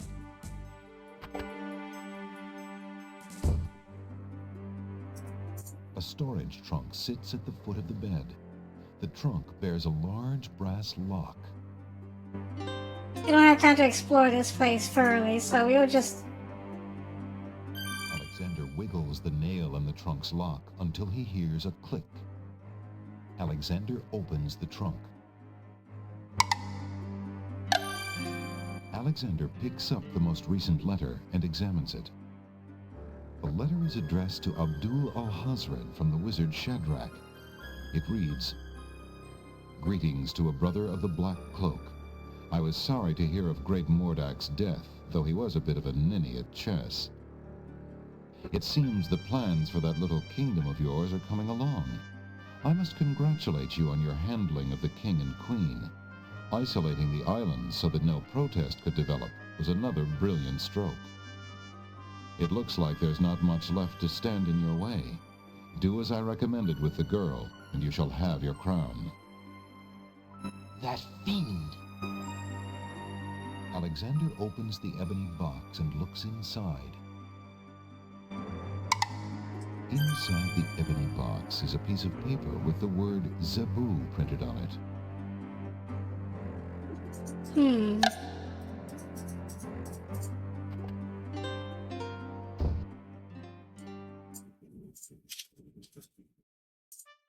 A heavy wooden door leads off the hall. Alexander hears the muffled sound of crying coming from the back hallway. The door is locked from the inside. There must be somebody in there. Fiddling with that door.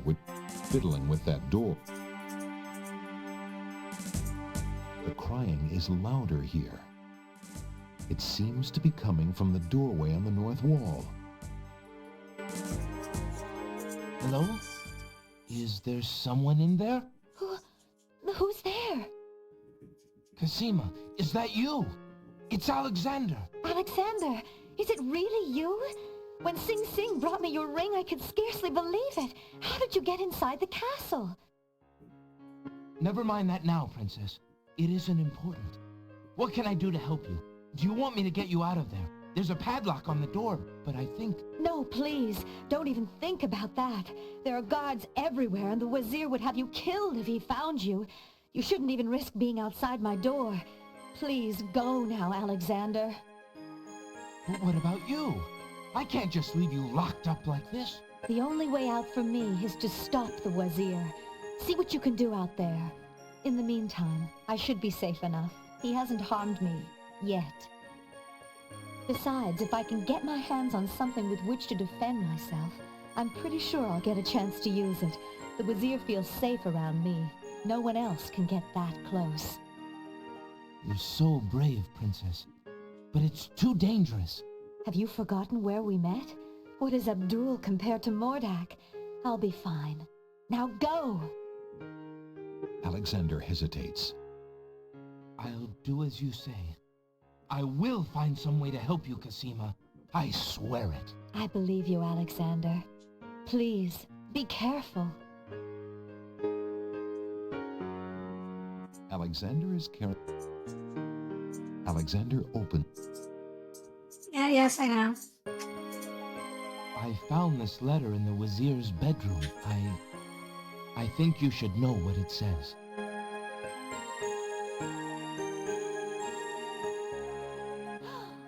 I can't believe it. Oh, I had my suspicions, but this confirms everything. Alexander, you must take the letter. You might have a chance to show it to someone who can help you stop the Wazir.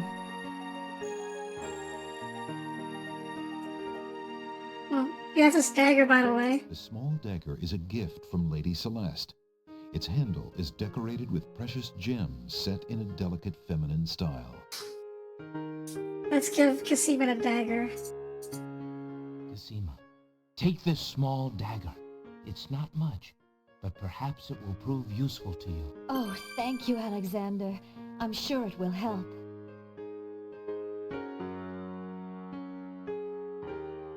270 points.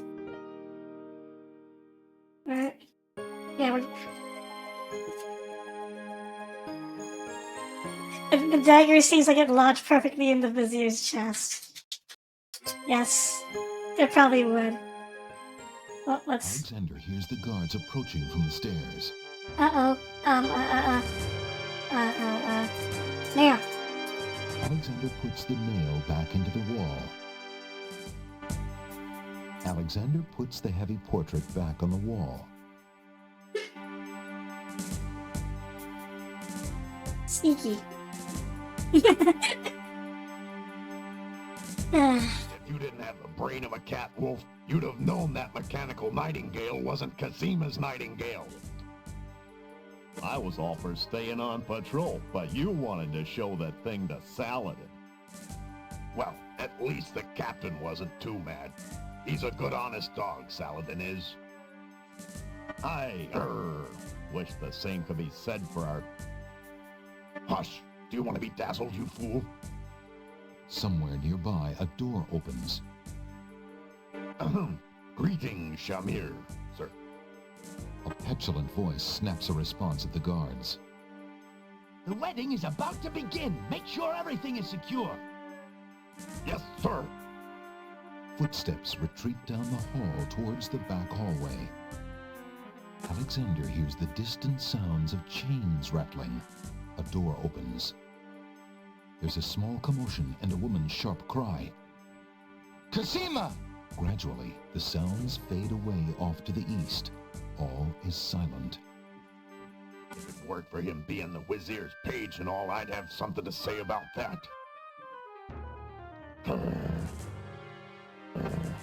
Wonder where he's taking her. The wedding's the other way. You never know with that one. He's always showing up when he shouldn't be and going where he oughtn't. Let's go check it out. Well, I'm actually near very close to the end of the game, so... Let's, I'm gonna try to finish this as quickly as possible. The guard dogs seem to have stopped at the back hallway. Move it, Alexander, get out of there. From downstairs, Alexander hears the first wafting strains of music. It's beautiful music. It's wedding music. Alexander looks cautiously around the grand hall, but there are no guard dogs to be seen.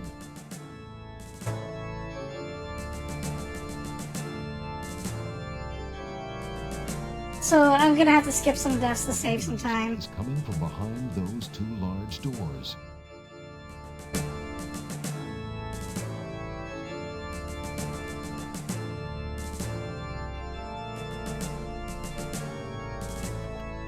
Hi. Prince Alexander, here, the Vizier will have my head for allowing you within a mile of the royal wedding. Since you are of noble birth, I will give you 5 seconds to explain your presence here before killing you. I warn you, it had better be good. Oh, if we give him the wrong thing, we die. Wait. If you love your princess, you'll hear me out. The Vizier is not what he appears to be. Cosima is in terrible danger. I have proof that this is so.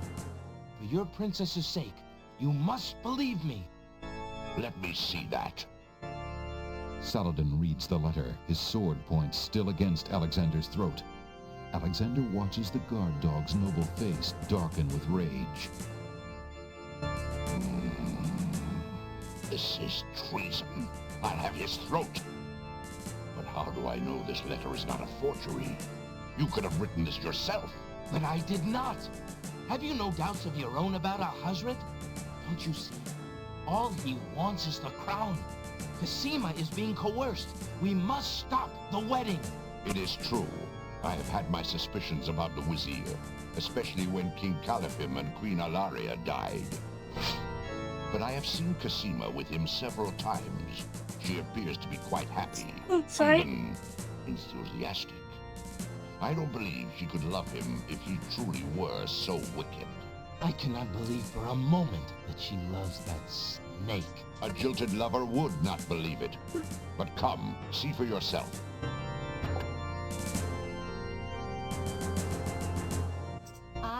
Cassima, declare Abdul al-Hazred as my lawful and beloved husband and king of this realm.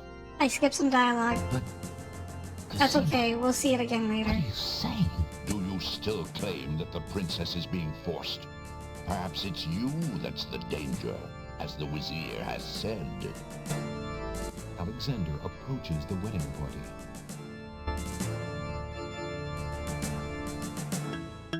Prince Alexander here? This is an outrage! How dare you allow this traitor to get past you, Saladin? You stupid mutt! Can't you even keep the castle free of assassins during your own princess's wedding? Kill him! Kill him now! Lord Al-Hazred, with all due respect, you are not quite king yet. And this is a wedding ceremony, not an execution. What? How dare you contradict me, you flea-bitten mongrel! I gave a direct order. Obey me, or feel my wrath. Milady, I apologize for my behavior, but I am yours to command in all things. I wanted merely to hear your own wishes from your own lips. Tell me what it is that you wish me to do with this young man, and I will obey. Why, Captain, you heard my dear Abdul. If he wishes this atrocious young man's death, then I want nothing more than to see him get his wish. Obey thy liege now and always. As you wish.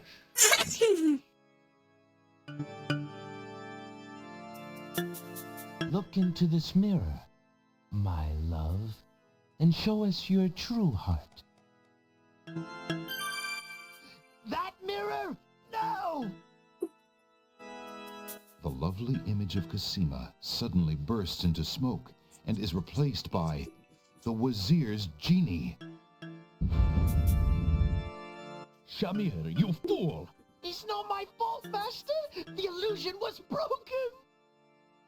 Treason! What have you done with the princess? Enraged, Saladin and the other guard dogs begin advancing on the Wazir. You worthless genie! Do something! Oh, bye. Shamir, the Wazir's genie, begins to throw balls of dazzling light at the guard dogs. Well, this is bit of save here to skip, so we don't have to deal with that cutscene.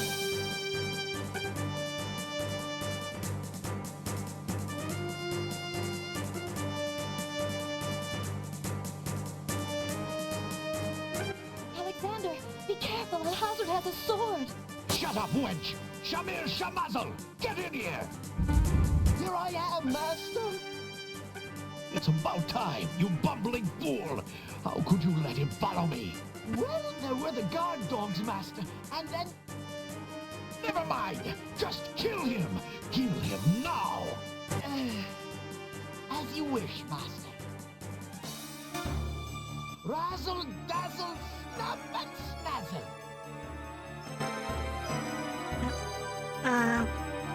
Nope, not that. Look what I have here, my friend. Peppermint. Nice fresh peppermint. Razzle, dazzle. Forget the stupid peppermint. Don't you dare even think about it. Mint. Oh no, not now.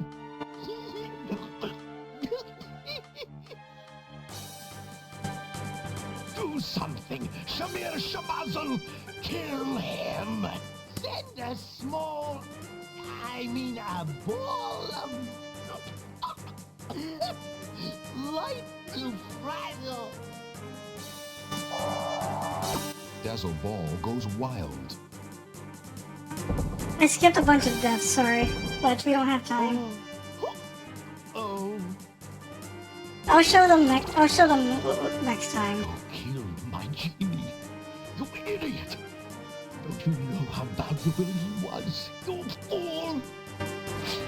I'll kill you myself for that outrage.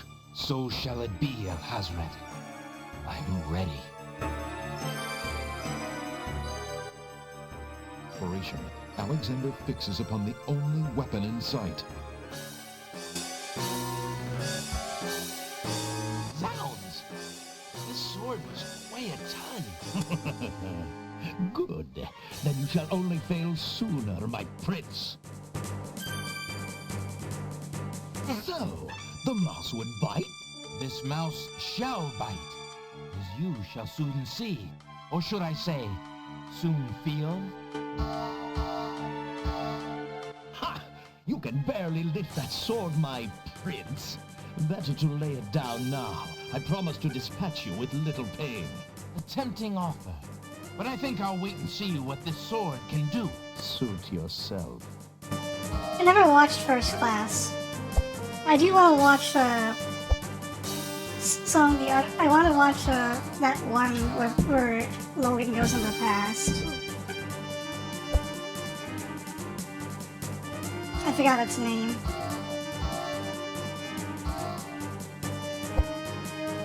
But yeah, we basically beaten the game. There's only one more action to take.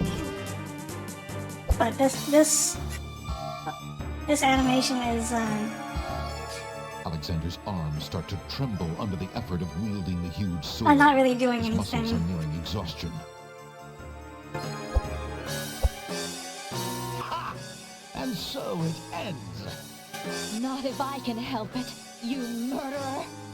Cosima thrusts the small dagger into Alhazred's shoulder with all her might. Ah! You dare raise a finger to me? You will regret that, princess. That was... There, we've beaten King's Quest 6. Thanks for watching. Cosima, are you all right? I'm fine, Alexander. I was just so afraid for you. There's no need to fear anymore, princess. Yes, I know. How can I ever repay you? For myself, for my kingdom. It was not in me to let harm come to you. Can you find Zazo, it in you, for that princess, movie? to give me more than your gratitude? Alexander, what are you saying? I love you, Cosima. Would you ever consider... He does look kind of like him. Do you think you could GG easy. marry me? Not Could you ever Alexander. have doubted it, my prince?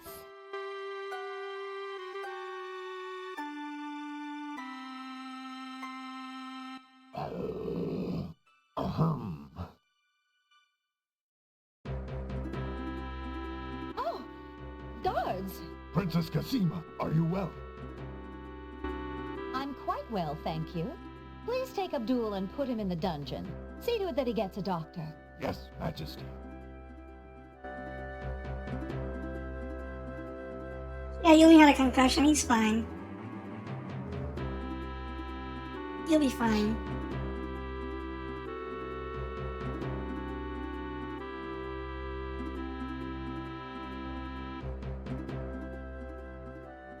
He gets to live to see his failure.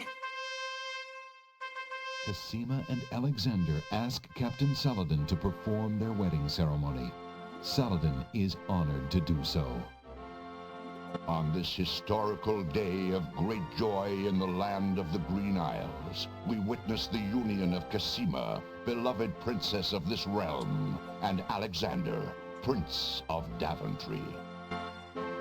Do you, Prince Alexander of Daventry, take Princess Cosima to be your wife, to love and to cherish for as long as you both shall live? I do. And do you, Princess Cosima of the land of the Green Isles, take Prince Alexander to be your husband, to love and to cherish for as long as you both shall live? I do. Do you have a ring? I have Alexander's royal insignia ring. Very good. Please place the ring on Cosima's finger. Who gives this bride to be wed? That would be me. In the name of King Calathon, beloved friend, I give his daughter Cosima, in wedlock. Thank you, Jollo. Since the groom has no family present, I will speak on his behalf. Alexander, your union with this woman is sanctioned and recognized in the eyes of the community. Thank you, Saladin. Then, Alexander and Cosima, I now pronounce you man and wife.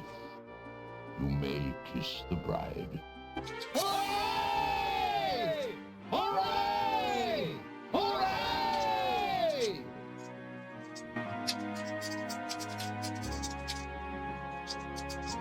Excuse my interrupting your joy, but I have an important question for the new bride and groom. What is it, Saladin? Alexander, Alhazred hurt this little kingdom nearly to the point of destroying all that we stand for. But you are true and good, and have proven yourself to all the people. Thank you, Captain. King Califim and Queen Ilaria are gone, and can never be restored. Alhazred has, thankfully, been banished. But we are leaderless. I believe you too can heal this small kingdom from all the damage that Alhazred has inflicted upon it. Will you two, Alexander and Cosima, consider becoming the ruling king and queen? Why, I'm honored. What do you think, Cosima? I love my homeland, Alexander. I would be happy to stay and serve it all my days. I wish my father were here so that I could ask his advice. I will miss him, and my mother and sister, and Daventry. But I love you, Cosima, and I do feel at home here. Somehow, this land and I seem to suit each other. I don't know what kind of king I'll make, but I accept. Oh, Alexander, I'm so happy. If only my parents could have been alive to see this day, my joy would be complete. I'm sorry I could not spare you that grief, beloved. King Alexander, there is a long road ahead. The ferry must be repaired before we can reunite the islands. Unfortunately, the islands are still feuding. It will take some time and great diplomacy to convince them to reunite and stop fighting each other. Yes, Alexander. We will have to try to discover how Alhazred managed to make them hate each other so that we can undo what he has done. Now let us celebrate our good fortune. The evil that has plagued this land is done, and a new reign begins. Long live King Alexander and Queen Cosima. Long live King Alexander! Long live Queen Cosima! Long live the land of the Green Isles! Hooray! Hooray! Hooray!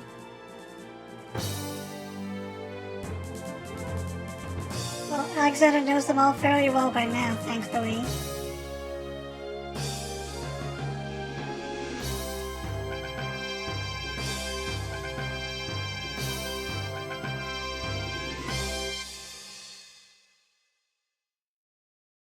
By the way, when I said high production values, this game also has an ending song with vocals. Oh, thanks for following, Insult Master. You seem so far away. Yeah, this song. And I just need to hear your voice. Hey, Red Super may hated this song. I mean, it's not bad. It's not bad. It's just kind of meh. But anyway, that was King's Quest 6. And I think it was a big improvement over 5 at least. Bro, this could be an animated movie. Yeah. The storyline for it is also a lot better than 5's. Like the plot, like the actual plot of what they were trying to do is a lot more interesting than Wardak stuffing my castle into a bottle. At least straight to Blu-ray. Yeah, this is basically a Disney movie in point-and-click form. Like a 90s Disney movie.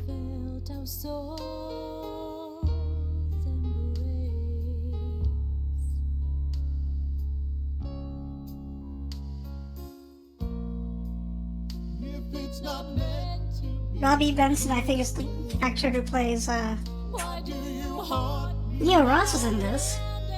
Wait, Neo Ross? Colonel Volgan was in this game? It does take inspiration from them, no doubt. Yeah.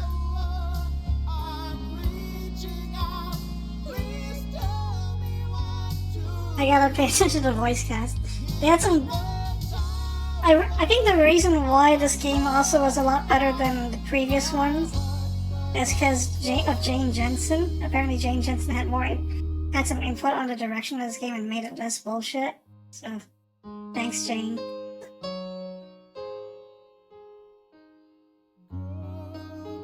If you're wondering if I'll ever play King's Quest 1 to 4, I don't know. Those games are really bullshit. I've never beaten them either.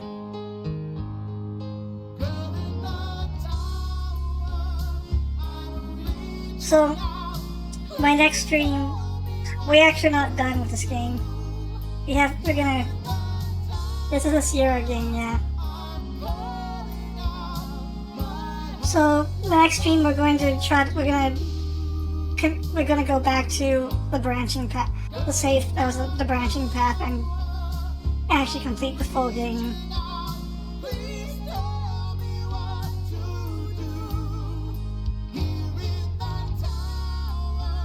Yeah, this is longer than King's Quest 5.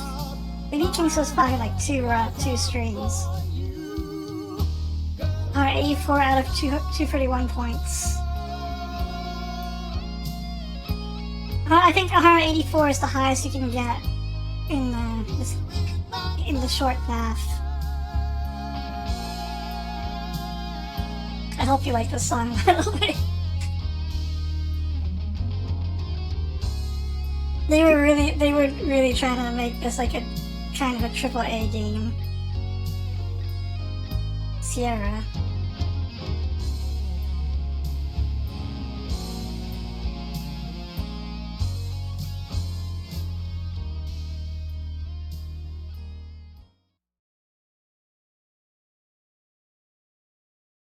Anyway, we've gone overtime, so I'm not gonna keep you guys up for too long, especially Lemmy. I'm sorry we went 15 minutes overtime.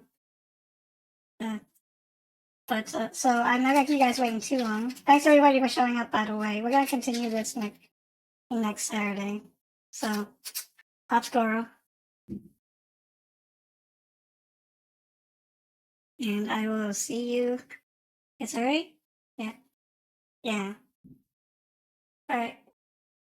I'd rather not like take too much of your time, so whatever. So like I think 15 minutes is kind of bad. But anyway, yeah, I will see you guys next Saturday. So have a good night, everybody.